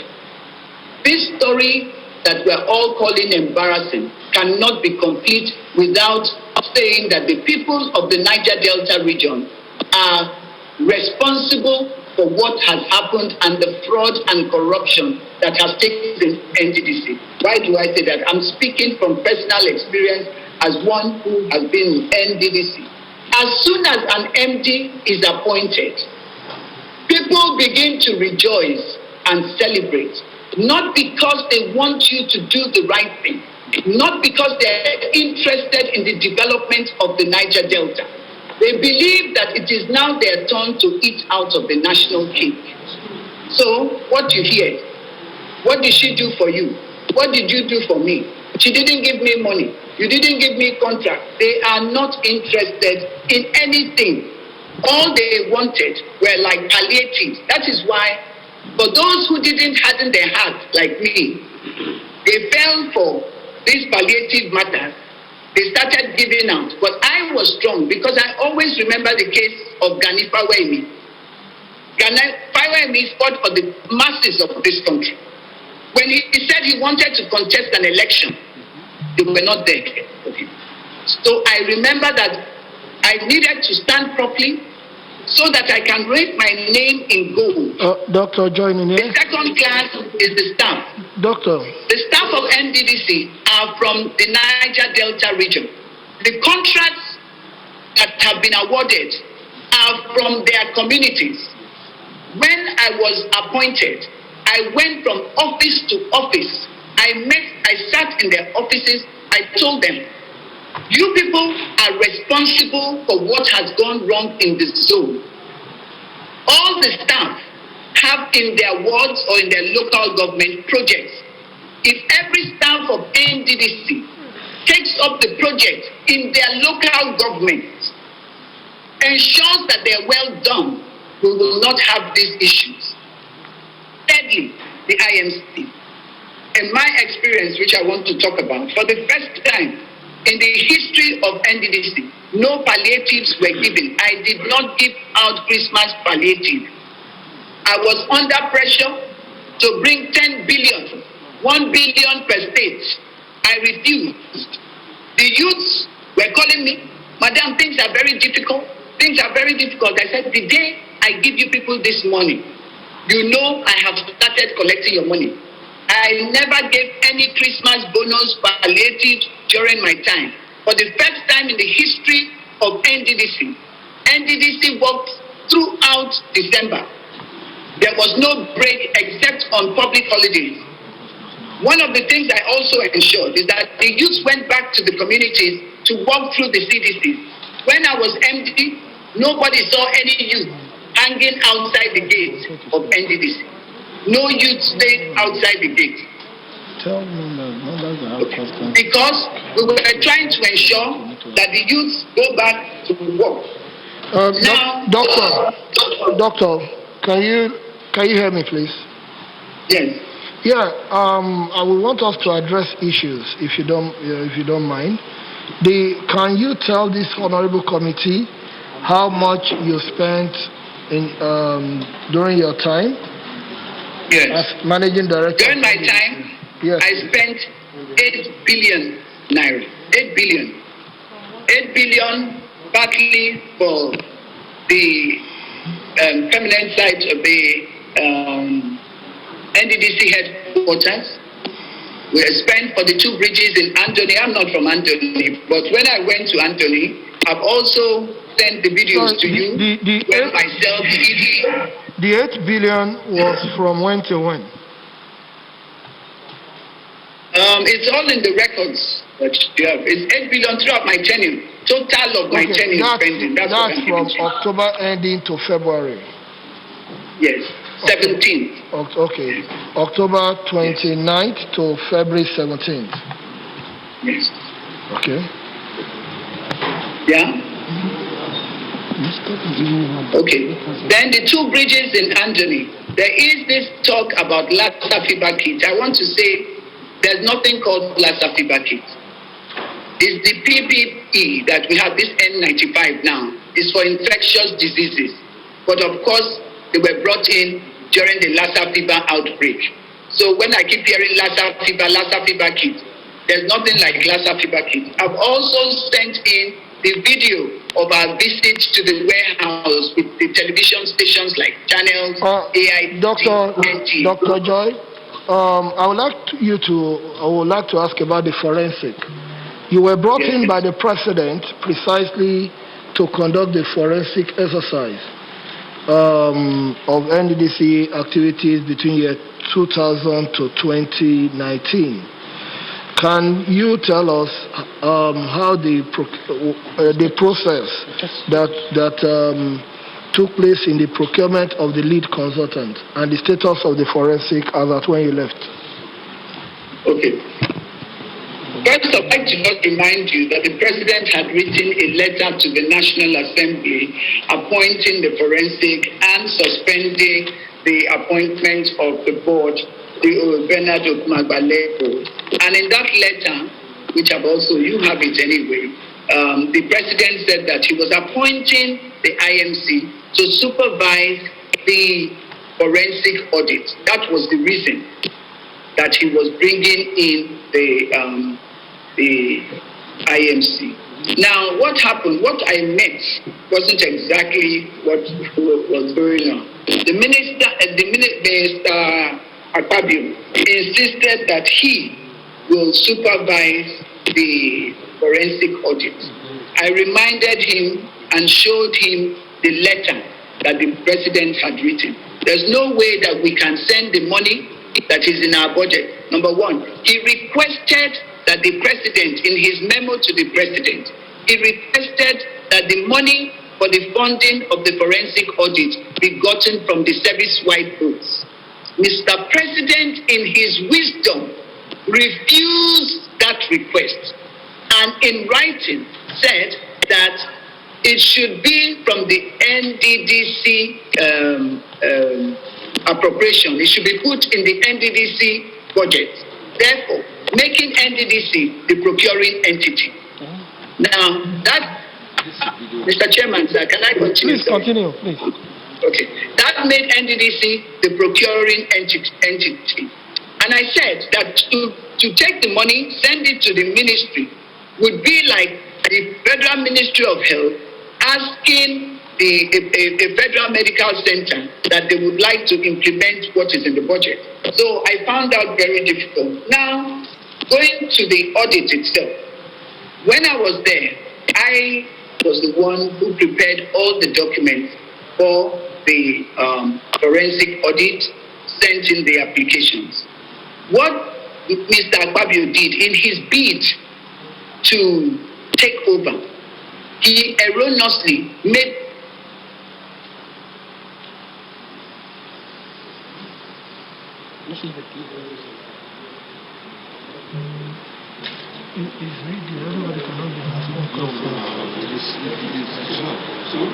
technical assistant. Look at him.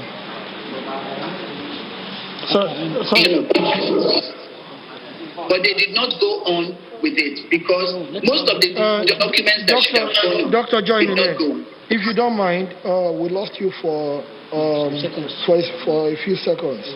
We got it to the point that you prepared the document for the forensic. Yes. Okay. I prepared the document for the, and this is very important, Chairman. If you let me speak through it, you get a better picture.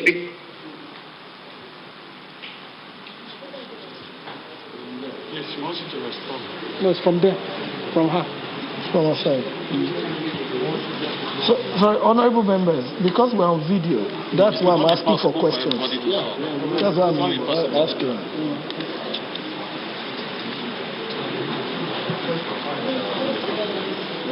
What's happening? It's from her there.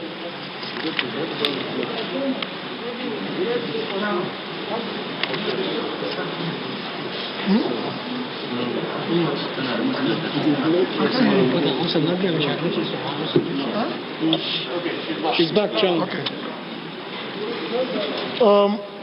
The volume, please. Yeah, can you hear me? Yes. Okay. So, what did we do? After that argument, I now came up to...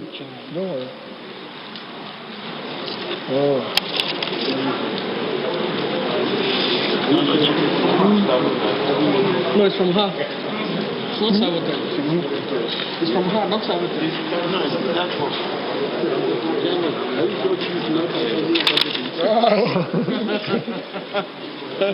5 years imprisonment without an option of fine.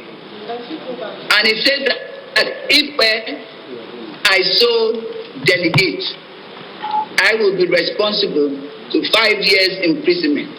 So I insisted that I will ensure that everything that is done will be in accordance with the Act.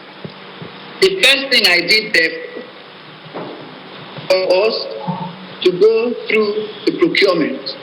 Now, we went there and we...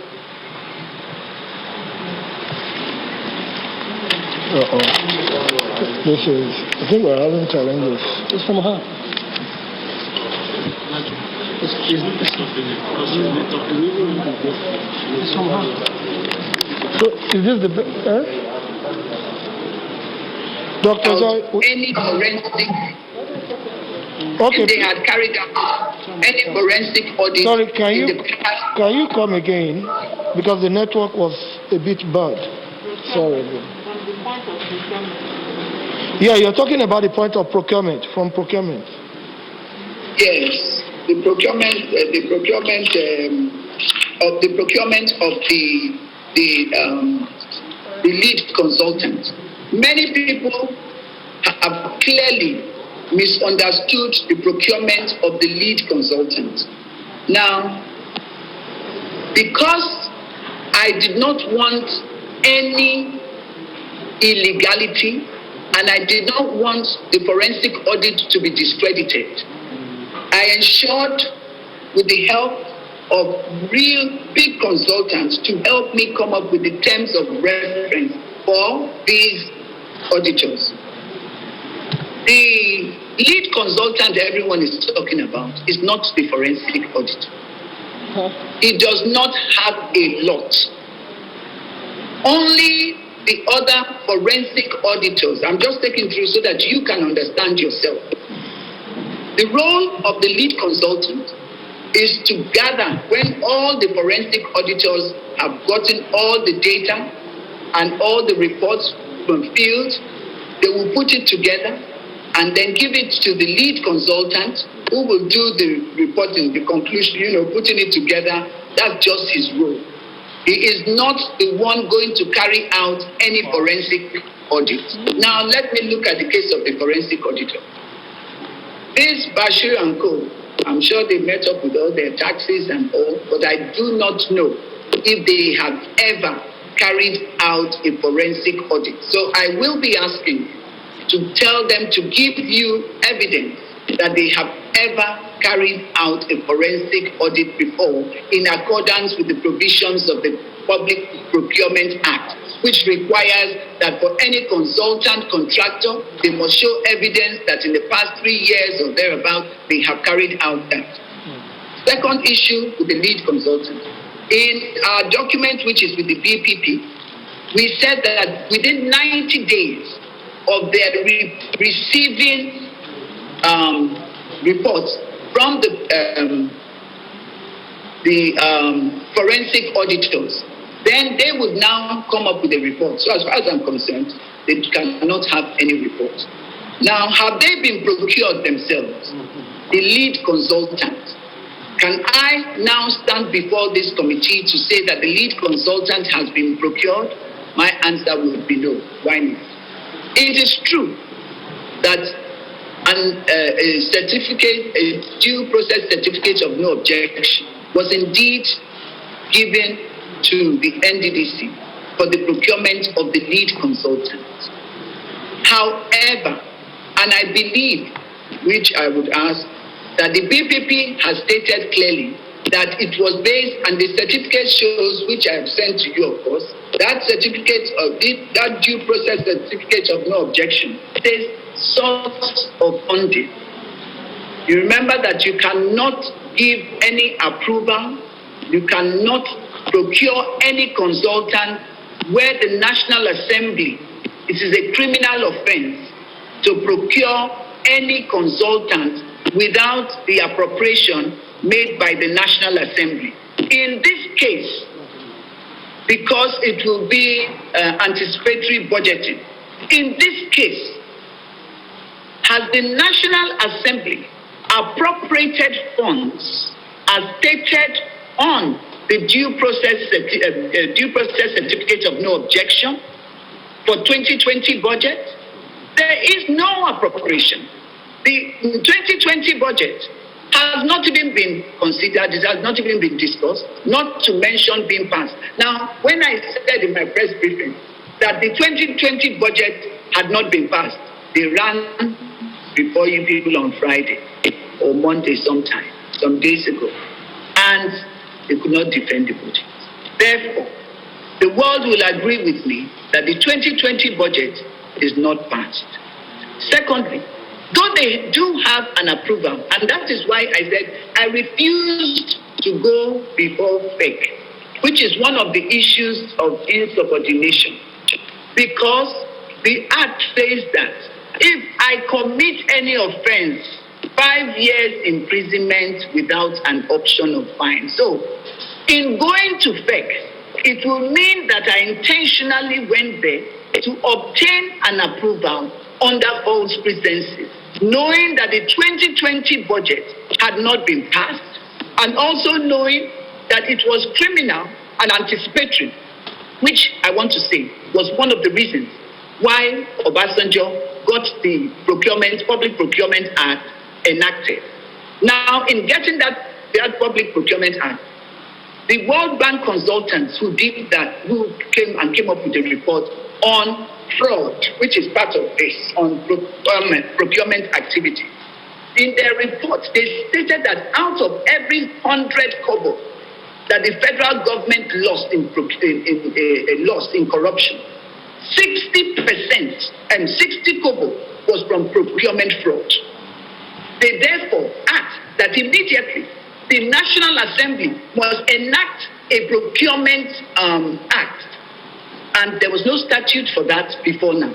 So now that is your own act, an act of the National Assembly. So we must ensure that that act is being implemented properly to help us check the fraud in Nigeria. Therefore, it is right that we get the National Procurement Council established immediately to be chaired by the Minister of Finance, the Minister of Justice, and Attorney General is also a member. The MPA, there's a list in the Procurement Act. That is what will give credit. Now, let me tell you what would have happened if the National Procurement Council is there. In going to apply for an approval for the procurement of the lead council, they would have found out that it was wrong because it was clearly stated that it should be from the 2020 budget. Now, that approval cannot be applied until the 2020 budget is passed. Therefore, that position of the lead counsel is a nullity by law. So there is no lead counsel as far as we're concerned, because that contract doesn't exist until the 2020. However, they have said that they have paid the lead consultant. And in paying that lead consultant, my own recommendation would be that he returns the money until the budget has been passed and he has shown evidence that Dr. Nene. The second, no, Mr. Chairman, the issue is that everybody in Nigeria has been deceived that the procurement is going on. Now, it's very, that the forensic audit is going on. It's a major issue. I want to say here, and I'm ready to stand and tell all Nigerians, if they find out that the forensic audit is going on, every testimony and allegation that I have made should be cancelled or disregarded. There is no forensic audit going on. Why? Very recently, and I've submitted that to you, and I think DPP has come to testify, they got a certificate of no objection for the procurement of the forensic auditors.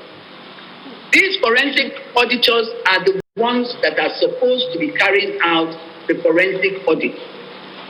In that list, there is no auditing firm in Nigeria that is of big repute that is there. The list, the names of those on that list are the following. 1 minute. Because there's in the document that I've sent to Abuja, I had to tell them to please help me check and get the list of that. The companies, the 9 companies on that list are Emma and Young, GE Osage and Co, Sonny Okun and Co, Abuchi E.O. Egweji and Co, Alliance Consulting and Digital Solutions, Dada Idris and Co, E-Field Associate Services, 8 Discovery Cycle Professionals, 9 BBC Professionals. None of our major auditing firms in Nigeria is on that list. Yet we have been told several times that internationally reputable these are on that list. There's none. That is 1. 2, can I say that the forensic auditors have been procured? My answer is no. Getting that certificate of no objection, it's highly defective. The certificate itself, I would cancel it right away. In the source of funding, BPP failed, refused, and neglected to state the appropriation where the funding of these forensic auditors will be gotten from. So they did not say which budget. What you see on that certificate of no objection is the amount, the cost. Where they're getting it from is not there. However, let us assume that they just put the amount. The next question would be, has it been approved by the Federal Executive Council? No, it hasn't. Does NDDC have an existing budget? No, they don't. Their budget elapsed, I think, 31st of May or thereabouts. I'm not sure which time it expired. But right now, there's no budget. So, these forensic auditors have not been procured. Therefore, I challenge Senator Akpabio, because he has sold a dummy to Nigerians that everybody, including members of the National Assembly, are afraid, and they are the ones pushing me to say that they are afraid of the forensic audits going on. I challenge him to bring any of these 9 forensic auditors that have been approved by the Federal Executive Council. He said on television that he had stepped down his memo. Even last week, he stepped down his memo. That was the memo that was supposed to be for the procurement of the forensic auditors. So if you have not gotten your approval, you have not written you have not appointed them officially, where then is the forensic audit going? Why are we as a country being deceived?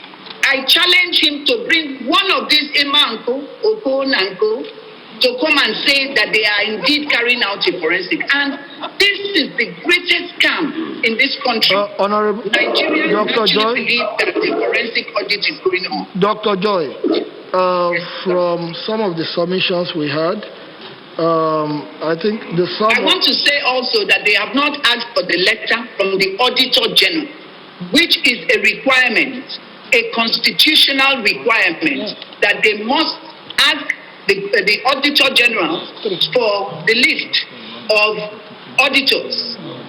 Did they get these names from the auditors for such a credible forensic audit that is everything for the president? This is a legacy project for Mr. President in his anti-corruption work. Okay, Dr. Joy, may I ask you this question about the forensic?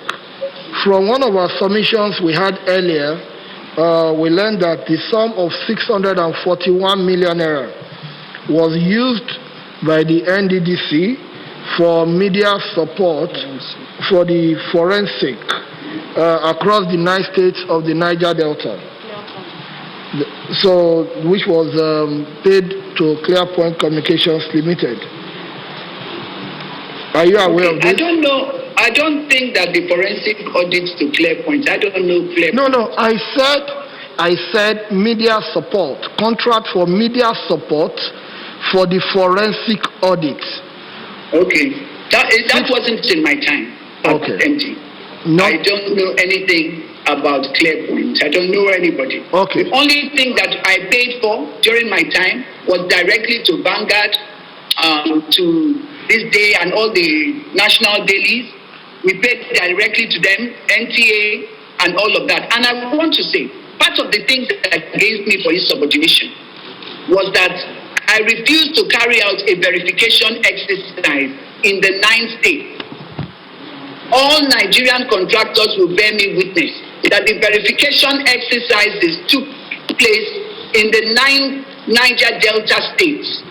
I did not need to give anybody 600 and something million naira for anything. The verification exercises took place. Now, the chairman of that this is important. The chairman, I appointed and inaugurated the project verification committee. In the memo against me, it said that I chose to set up a committee made up of nearly 100 people. Yes, we did. We sent them to different states, our staff, to go and carry out those. The chairman of that committee was Dr. Cairo. He had nominated Mr. Eyoite as one of the nominees, one of his nominees on the committee.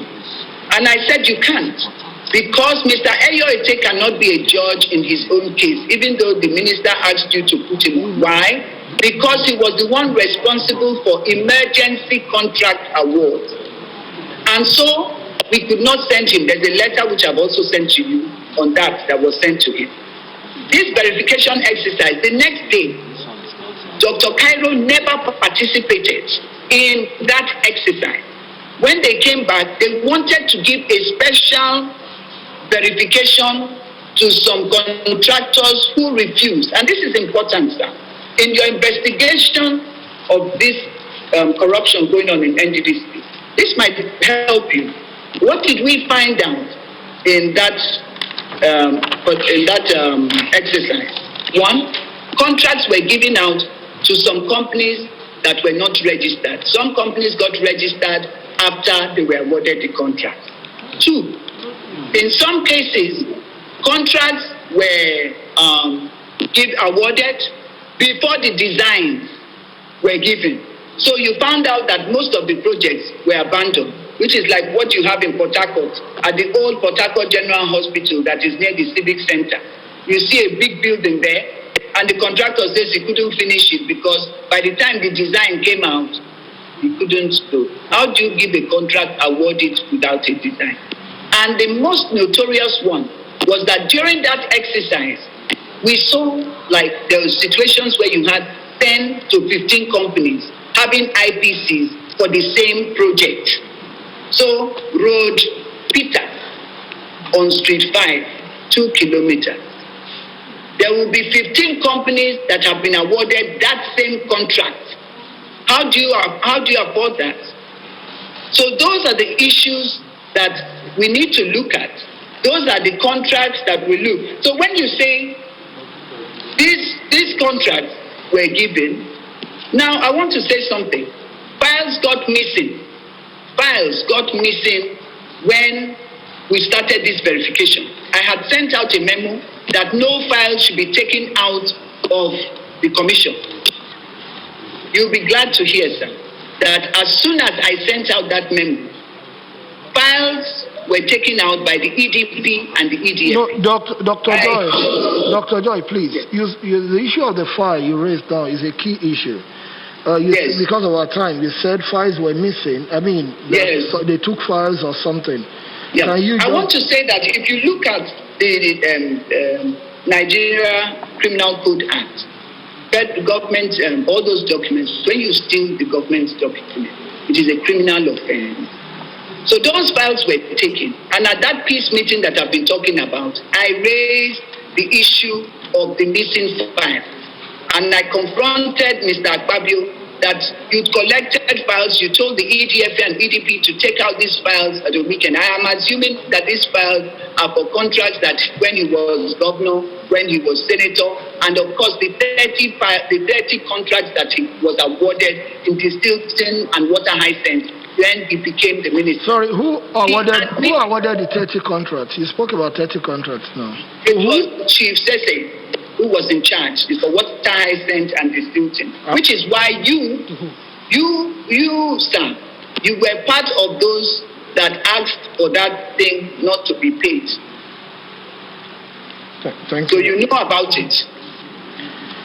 Because the document was on my table, and I can tell you, sir, that you saved Mrs. Akwagaga from making payment. What is this Distillation about?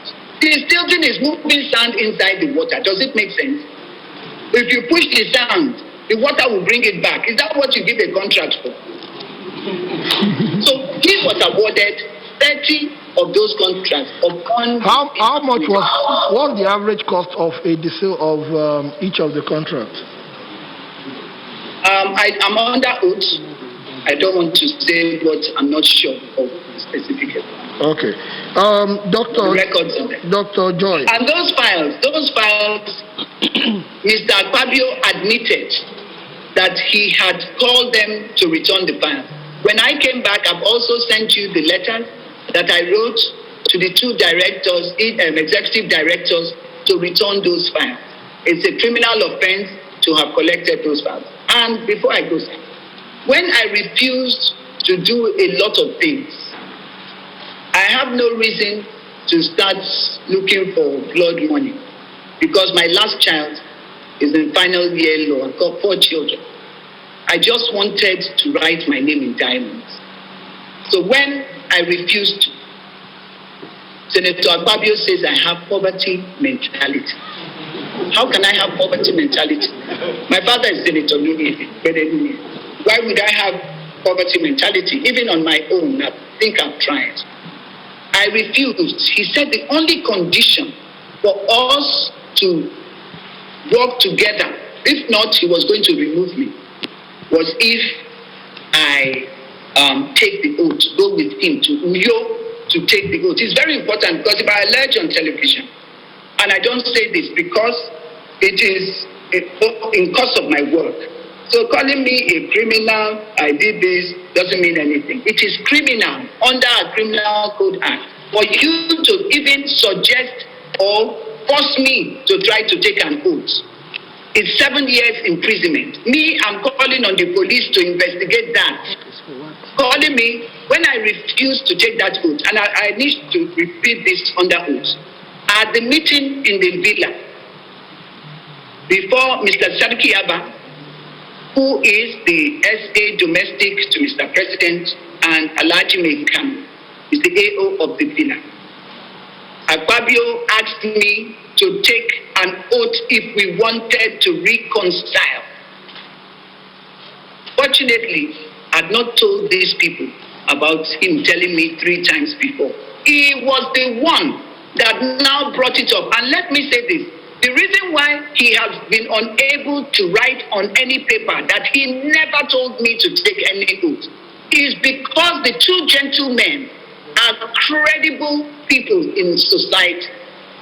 If it were some people, they would have held a press conference that it never happened. But till today, none of them have ever denied that it didn't happen. Okay, so Dr. Joy. No, sir, the oath issue is criminal and it's very important. It's very important, sir. We cannot, it's a criminal offense because if I had taken that oath under the Nigerian Criminal Code Act, it would have been life imprisonment for Senator Akpabio. Now that I didn't take the oath, it is, I think, about 5 or 7 years imprisonment for even telling me to take the oath. If I had taken the oath, I would have gone, I think, about 19 years if I had taken that oath. The only excuse that the Criminal Code Act says is if within 2 months of taking that oath, I swear to an affidavit that I was forced under, I took that oath under duress. So me, I'm calling on the Nigerian police to please investigate and charge Senator Akpabio in accordance with the provisions of the Criminal Code Act.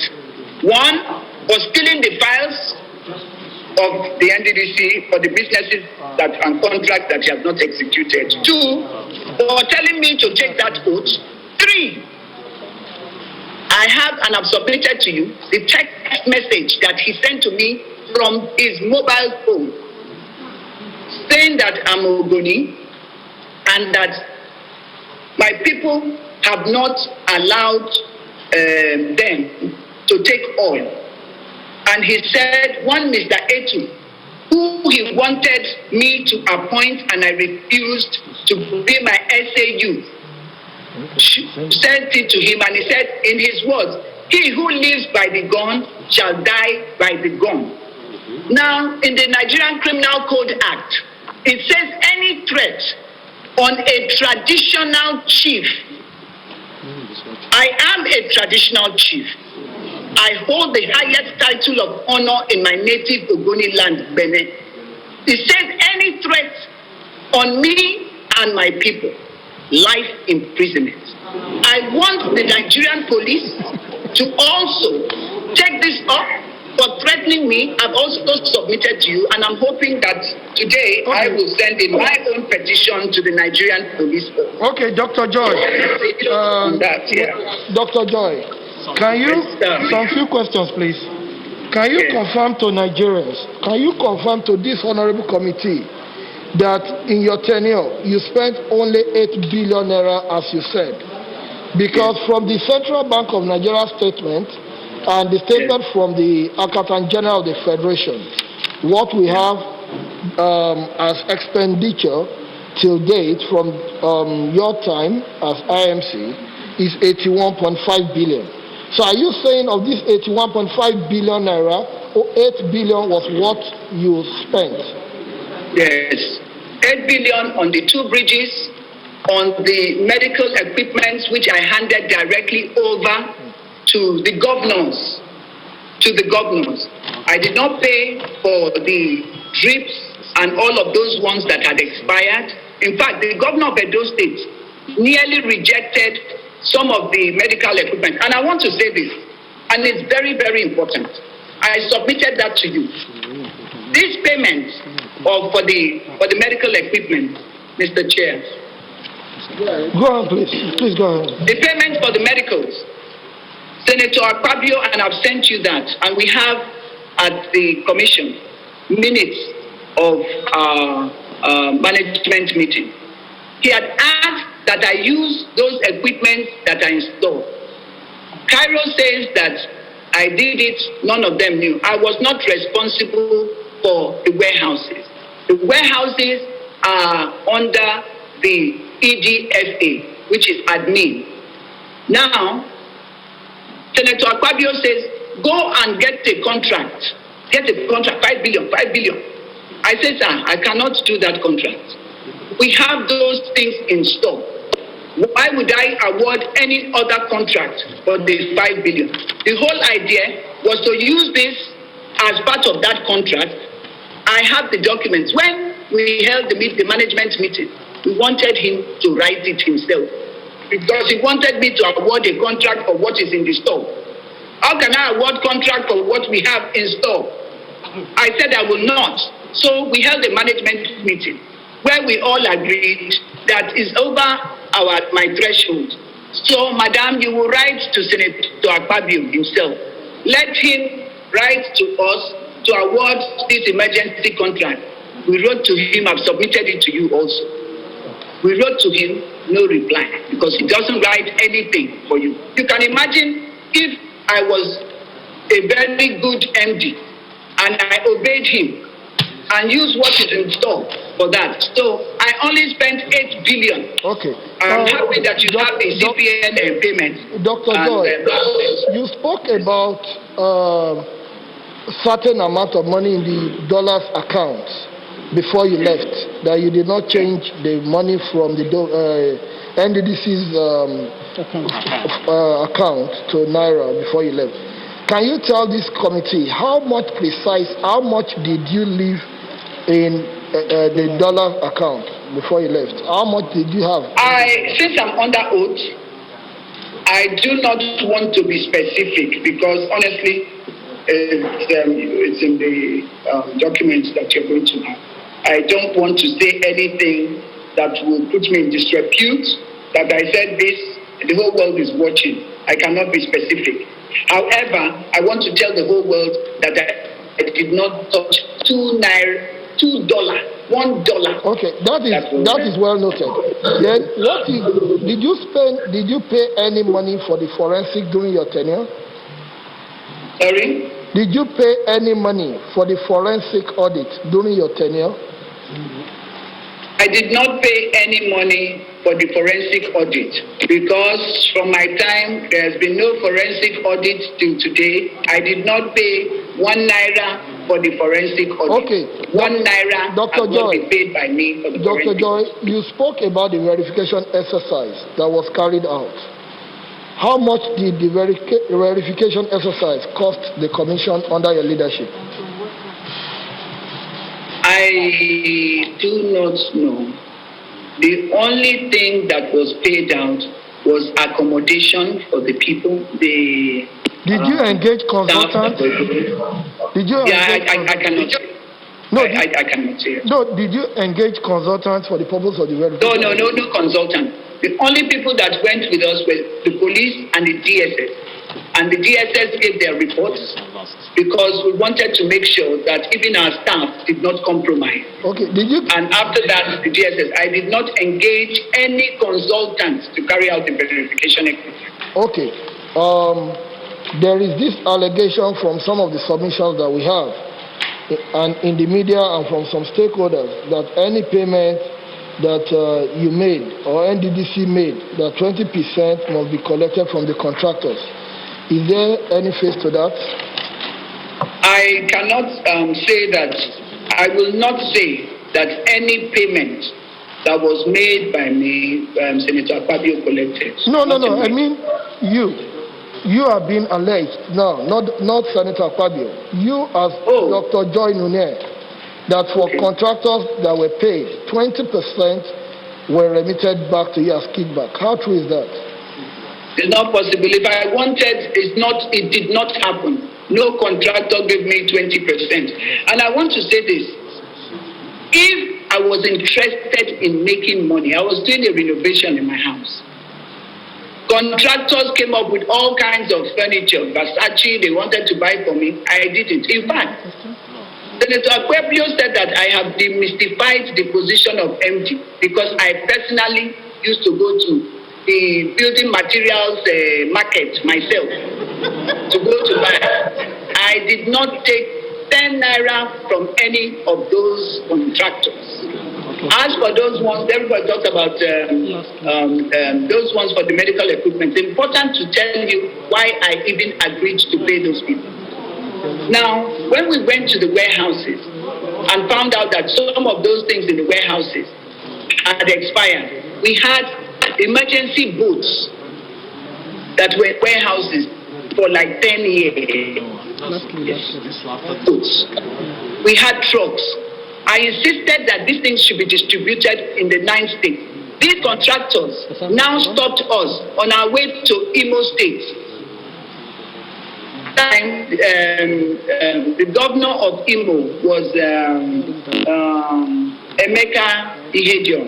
They stopped us that morning from distributing. We are giving the one for Rivers State, we are giving the one for Abia. When we were going in there, these contractors, I only know one of the contractors.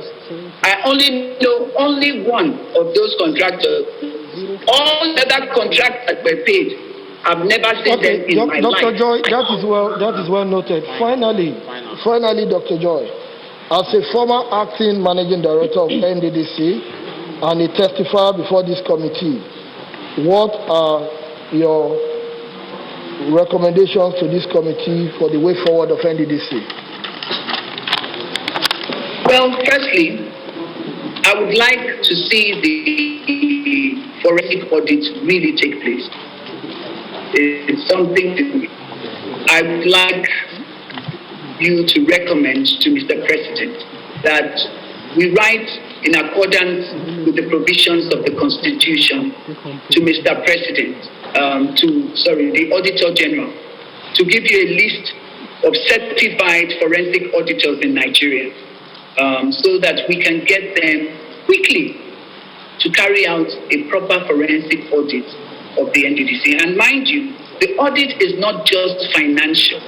It's supposed to look through the personnel, because in NDDC, I found out that for a commission that is involved in structural things like roads and all of that, they didn't have enough engineers. I don't know if they had more than 10 certified engineers. It's unbelievable. Where we're talking about billions of naira being spent, we didn't have that. So we have to look at a staff audit as well. It's very important. The staff audit to put square pegs into square holes. Secondly, my recommendation is that Mr. President should please ask or direct the immediate establishment of the National Procurement Council. Emergency. That is the first thing, even before we talk about the forensic audits. That would help Nigeria save so much money in terms of fraud and corruption in its ministries or commissions. I believe that the Minister of Finance is very well qualified, and the Attorney General, I know him personally. He is very, very qualified, and I know that if we do that, we would save at least out of the 60% that goes into procurement fraud, 60 kobo, we might be able to save 40, kobo from all of that. So that is very important. 3, the National Assembly has a role to play. It has this role to play. Your oversight functions would have to be, you have to help the new managements that would come in. You need to supervise them and make sure they act only in accordance with the laws. I give you an example. To Senator Akpabio, he felt that the president had delegated all his powers in the NDDC Act to him, which wasn't true. The president only delegated one power, which is over policy.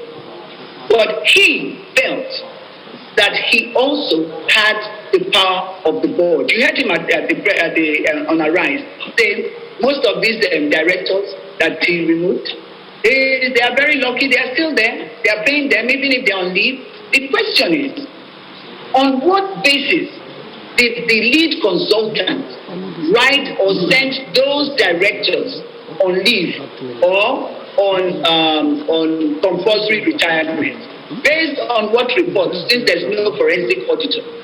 Is the consultant or the minister, do they have the powers for directors over level 14 to send them on leave or take any disciplinary action against them?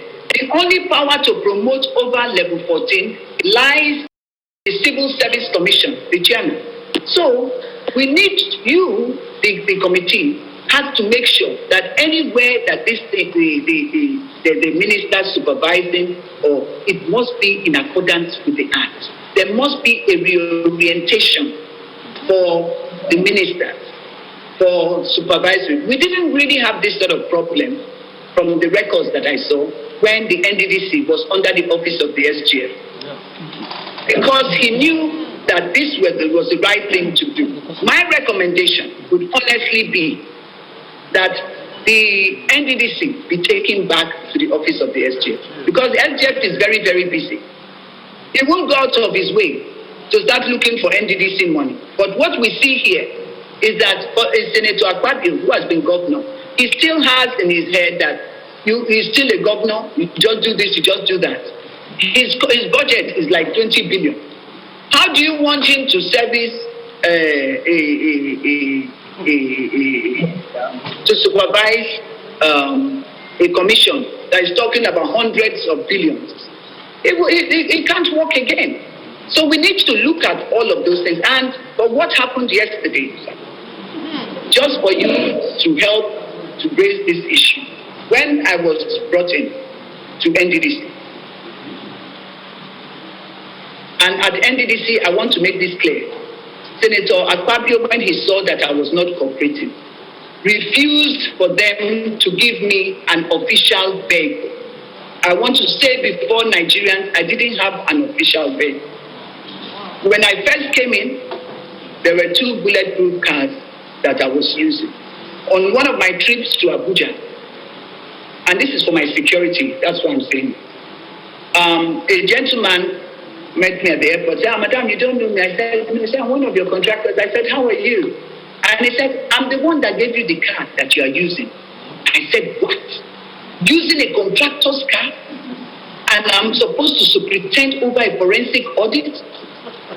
I called Senator Akpabio. I said, sir, you won't believe that car that I'm using, I thought it was from the commission, that it belongs to so and so.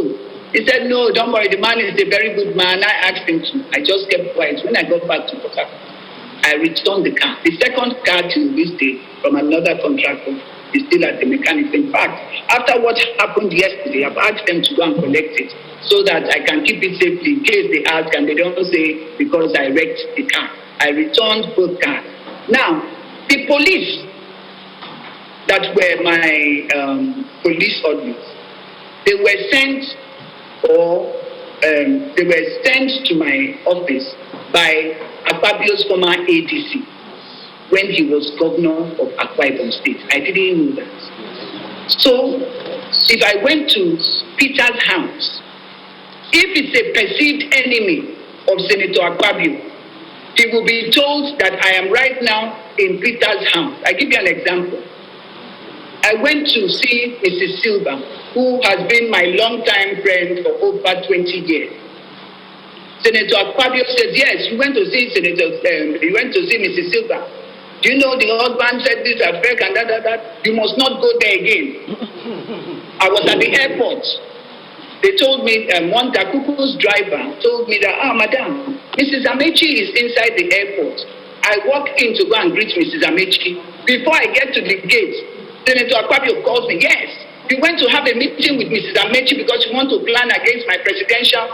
I was being monitored. Now, 3 of the police people that came yesterday were 3 that was working with me in NDDC. So, what happened yesterday? The NDDC obviously was involved. What would have happened is that they would have taken me away. Since everyone has said they didn't know, I hear they say I'm a criminal. That's why they badged in like that to come to pick me up. But I'm very grateful. I'm very, very grateful because this is the modus operandi that happened in Akwa Ibom State. So Nigerians must please Speak up, because they could have taken me away yesterday. It's just by grace that I'm alive. So I'm very grateful. Dr. Joy, thank you. Thank you very much for your time. We've taken your testimony. We'll wait for the hard copy of your presentation to enable us to work further on it. Thank you very much. Thank you. Thank you very much. That's it all. Thank you.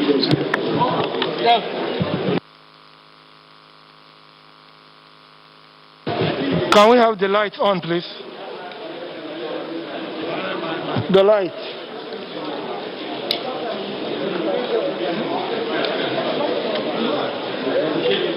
Can we have the lights on, please? Technical, the lights.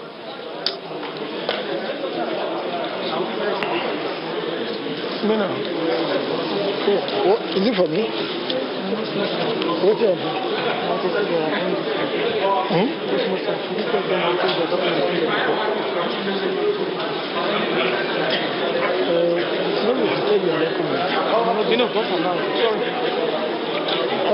let's just take their documents. Documents. Let's just take their documents. Okay. Osmo serve, please. Osmo serve.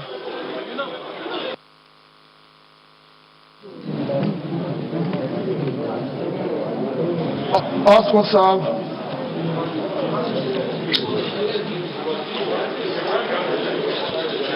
Do we have Osmo serve here? Huh? Osmo serve, that's all of it. This guy. We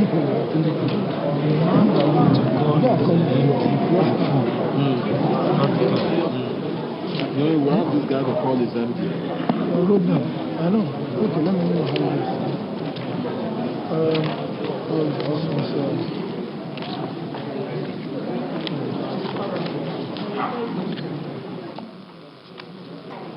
Is this Osmo, sir?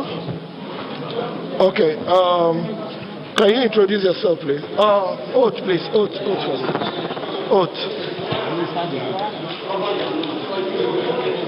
Hi. I, Babatunde Adiboye, do solemnly swear that the evidence I shall give before this honorable committee shall be the truth, the whole truth, and nothing but the truth. So help me God.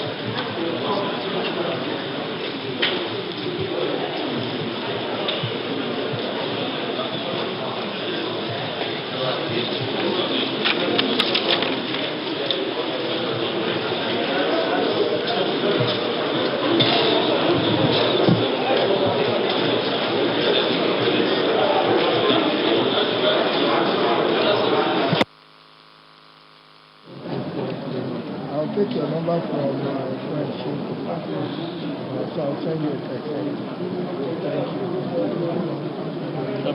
Thank you. Okay. Sorry, can you introduce yourself, please? Can we know you?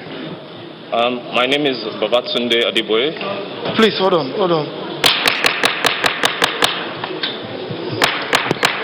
Honorable colleagues. My name is Babatunde Adiboye. I'm the Director of Operations for Osmoserve Global Limited.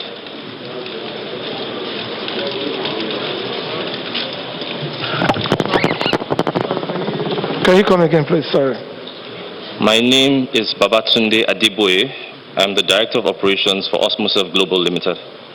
Director of Operations? Yes, sir. Okay. Mr. Chairman, please permit me to extend the unreserved apologies of my MD. He he can't be here at this time. We actually got this invitation. We actually saw the invitation on social media. We didn't get a formal invite, and we didn't even see it in the papers. So we came in on Wednesday because we're a responsible corporate citizen, and we actually cherish, value, and honor this esteemed committee. So please accept his regards and apology. Thank you.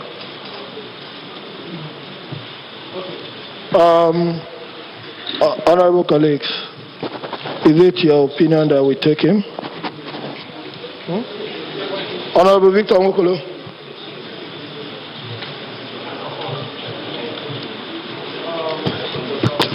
Okay, tell us what you're into, what you do.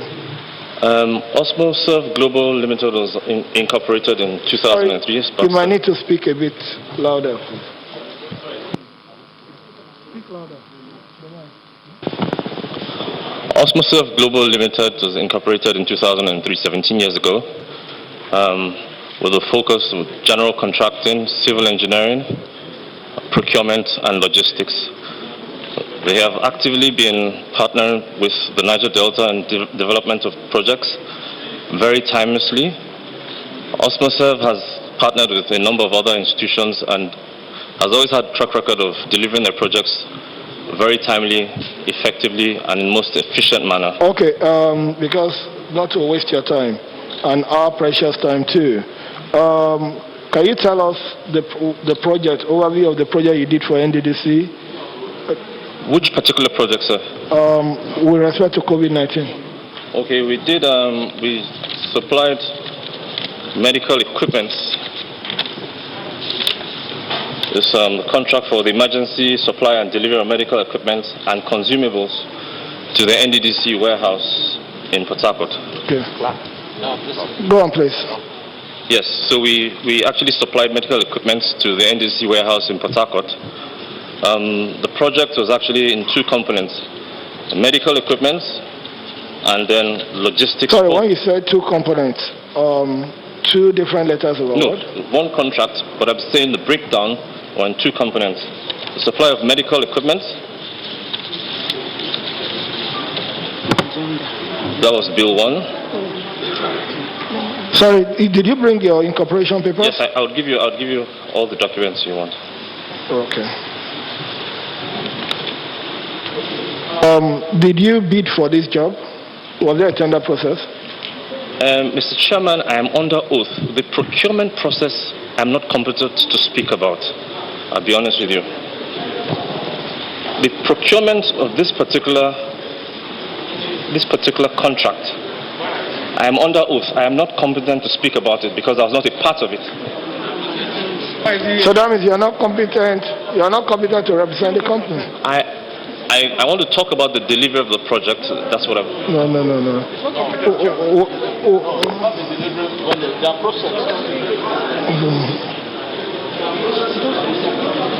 I can see that it's an emergency award, but I was not a part of the procurement. That's what I'm saying. Okay, before you go, have you delivered the project 100%? Yes, 100%. And we have pictorial evidence to show, and we have our certificate of completion. Pictorial evidence here to show. Please submit your documents. And we are completely discharged with the letter of completion. Discharged by who? The NDDC completion certificate. Okay. It's not competent to say anything. Okay. We are really interested in the procurement process as well. Okay. So since you've been truthful enough to own up to the fact that you're not competent to talk about that particular part, then we can't build something or nothing. You know, your delivery is as a result of the procurement process. So we can. So I'll just please submit your documents. You brought your presentation, your award letter. Yes. Agreements. Yes.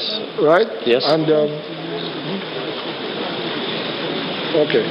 So please submit these documents to the Secretariat. To the Secretariat. Yeah. And perhaps.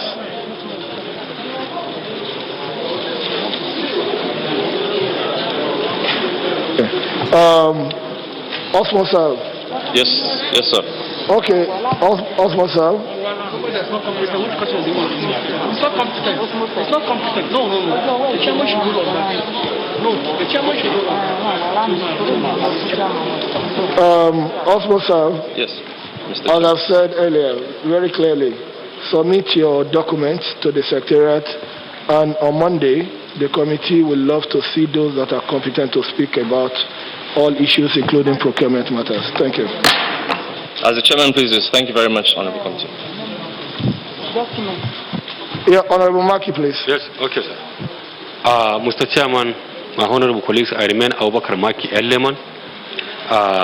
I'm from Jigawa State. I represent Malamudori Kaugama Federal Constituency. Mr. Chairman, I want to move a motion that the minister should be taken of the Niger Delta next time based on the presentation we have received from the other people that spoke. Thank you. I so move. He should be someone here. So I so move, Mr. Speaker, Mr. Chairman.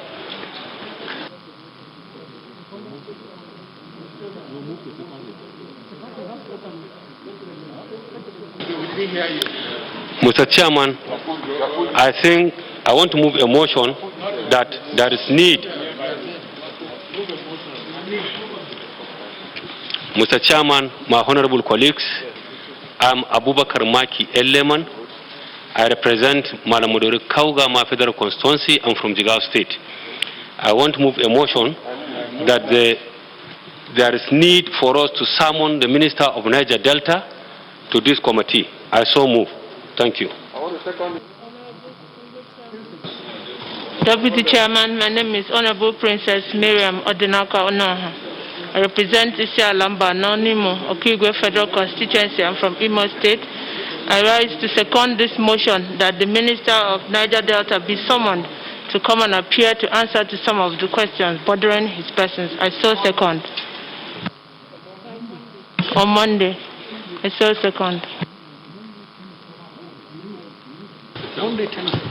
If you are in support of the motion, say aye. Aye. Those say nay. Nay. The ayes have it. The Honorable Minister of Niger Delta Affairs, Senator Dr. Godswill Akpabio, is hereby summoned by this committee to appear before it 11 a.m. on Monday. Thank you.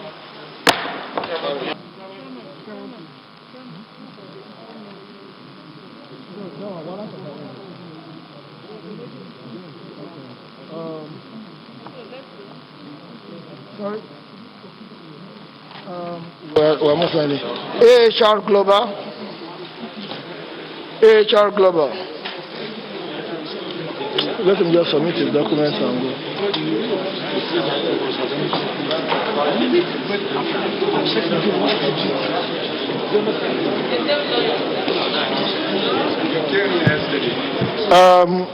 Mr. AHR Global, I think you were here yesterday. Very well, Mr. Chairman. Okay, so has your identity changed from yesterday to today? From yesterday, your identity has changed? Sorry? Are you now the MD of the company? No, Mr. Chairman. So what are you? The committee asked that the chairman of the MD of AHR should appear. And are you the chairman? No, I'm not the chairman, I'm not the MD, sir. You are the? I'm not the chairman, I'm not the MD. Then who are you? I am the lawyer representing AHR. I was here yesterday. No, Mr. Chairman, I'm here to convey because I was asked to ask the MD point to of order, appear. Chairman. Point of order. Chairman, honorable colleagues, please don't take us to be maybe a market or station or garage boys. This is a parliament. This is a parliament. We ought to be respected because you are the people that elected us to be here to serve Nigerian people. And we are doing it for the sake of Nigerians, not for anybody. The committee has ruled that they want to see the MD, the CEO, who is competent to talk on the happenings or the progress or the process of their company. You are here, we tell you you are not competent like you have said. You are a lawyer to the company. We want to see the MD. That's the rule of the committee. Please. Very well, sir. I'm here to convey to the committee that the MD is out of the country. Hold on. Honorable Sheikh Koko, point of order sustained. You can take your leave. You can go. You're supposed to read the statement. Yes, Mr. Summoning. The MD should be summoned. If you are going to issue a warrant arrest to the MD, to the MD of the company, Chairman, any other person that impersonates MD should be arrested. Honorable colleagues, honorable colleagues, invited guests, let this be very clear. We are not joking here, and this is precious legislative time that is meant for purposeful legislative work for the people of Nigeria. And nobody should come here to come and test the steel of this committee. We expect the MD of AHR Global to be here on Monday, 20th of July 2020 by 11 a.m., failure upon which a warrant of arrest shall be issued on him.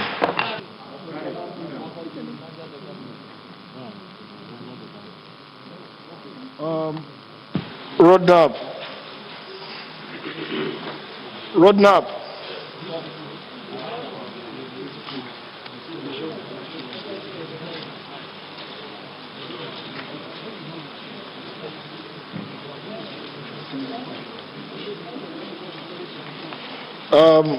So before you take, are you the MD? Are you the MD of Roadmap? Be on record. Be on record. Are you the managing director of Roadmap? No, I'm not. I'm the company secretary. Okay. Okay. We told you earlier to get the MD on Zoom. Is he available?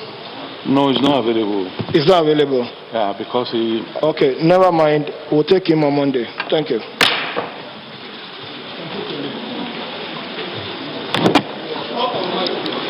So I can move this one.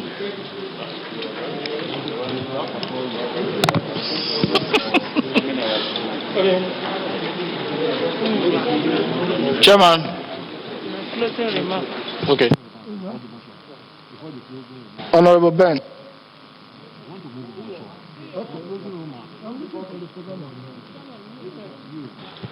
Honorable colleagues, distinguished guests, I want to appreciate you for the time.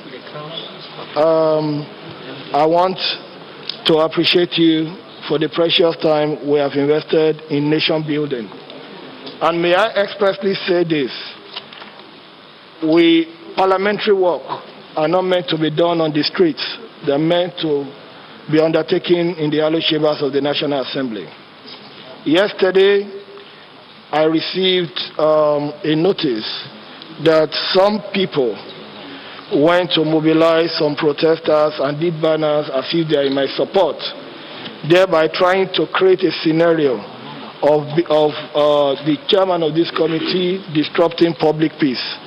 I want to say clearly, I'm a legislator, and legislative work are meant to be done here, not on the street. I'm not in any way, and I believe nobody in this committee is anywhere involved in that. Also, we want to assure Nigerians that more than ever before, we are ready to work. Okay. Yeah. We want to assure you that this committee, and by extension, the House of Representatives under the able leadership of Right Honorable Femi Gbajabiamila, is committed in terms of working for the well-being of Nigerians. In carrying out our constitutional responsibility, we shall not shy away from hard decisions. So you will just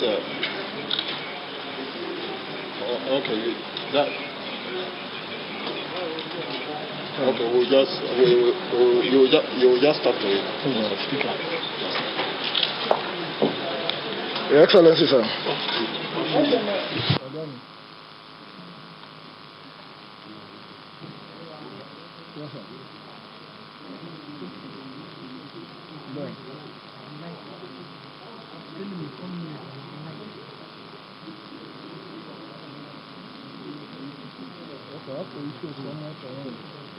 Monday? Okay, sir. Okay, like a motion. Yes. Okay. Okay, that will be done immediately. Okay, sir. That will be done immediately.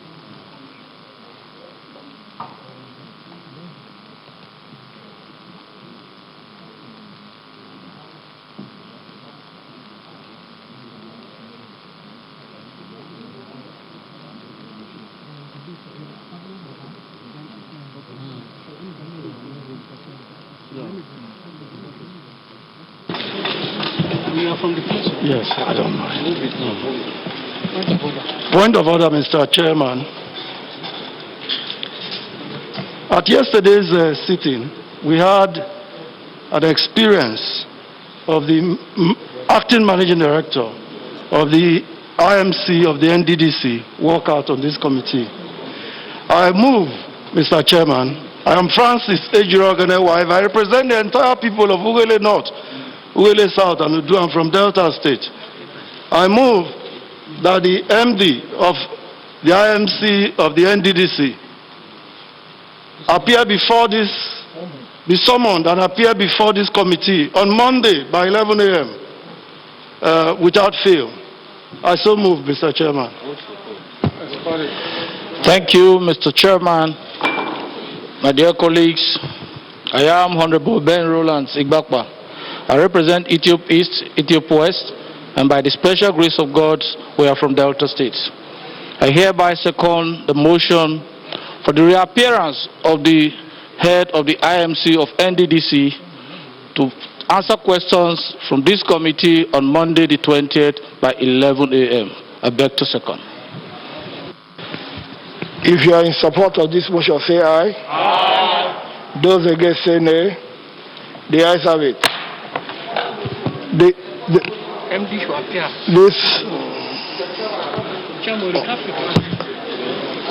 That Honorable Bonta. Yeah, Uzoma and Kema Bonta.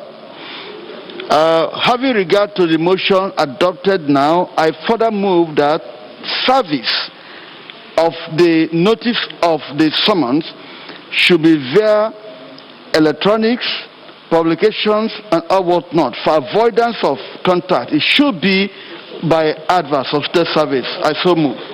I, Honorable Dr. Shehu Koko, I hereby second that the service of summon to the Minister of Niger Delta, Godus Apabio, and the acting MD of NDDC should be via electronic media. I so second, Honorable Chairman. If you are in support, say aye. Aye. Those against, say nay. The ayes have it.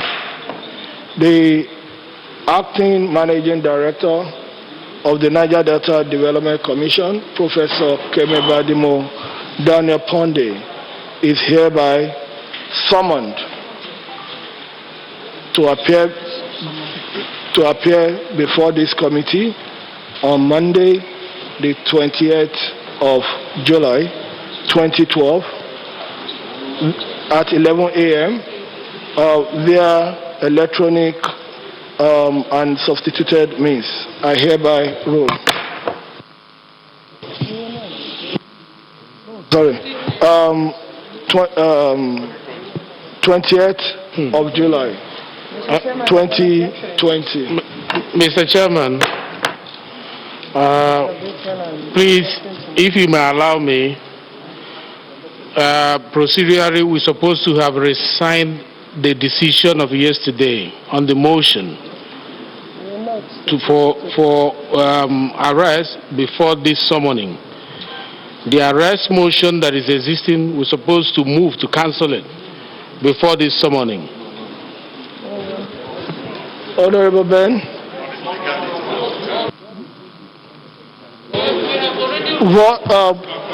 Point of order overruled. Honorable colleagues, invited guests, I wish to appreciate each and every one of you for the precious time we have invested in the development of the Niger Delta people. I have always said this, the 9th National Assembly will never sacrifice the future of the Niger Delta people for the sake of our comfort of today. We are more determined than ever to work for the people of the Niger Delta. Having said this, I want to appreciate you for your precious time and assure you that we will conclude this investigation in the best way possible and bring the light to the people of the Niger Delta.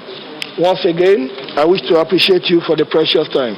And may it be on record that the Honorable Minister of Niger Delta Affairs, Senator Godswill Akpabio, and the Managing Director of the Interim Management Committee of NDDC, the Managing Director of Roadmap, the Managing Director of AHR Global, and I hereby summoned to appear before this committee unfailingly by 11 a.m. Monday, the 20th day of July in the year 20. Motion for adjournment, please. Honorable Idem. Honorable Idem, please. Thank you, Mr. Chairman, Deputy Chairman, distinguished colleagues, invited guests, gentlemen of the press. My name is Idem Unime. I'm representing Bukana Federal Constituency in Akwa Ibom State. Having come to the conclusion of this session, I hereby move that this session. You've been watching a live broadcast of the investigation of the alleged financial malfeasance and other activities in the Niger Delta Development Commission, organized by the House of Representatives Committee on the NDDC. We'll now hand you over to our studios for regular programming. Thank you for watching.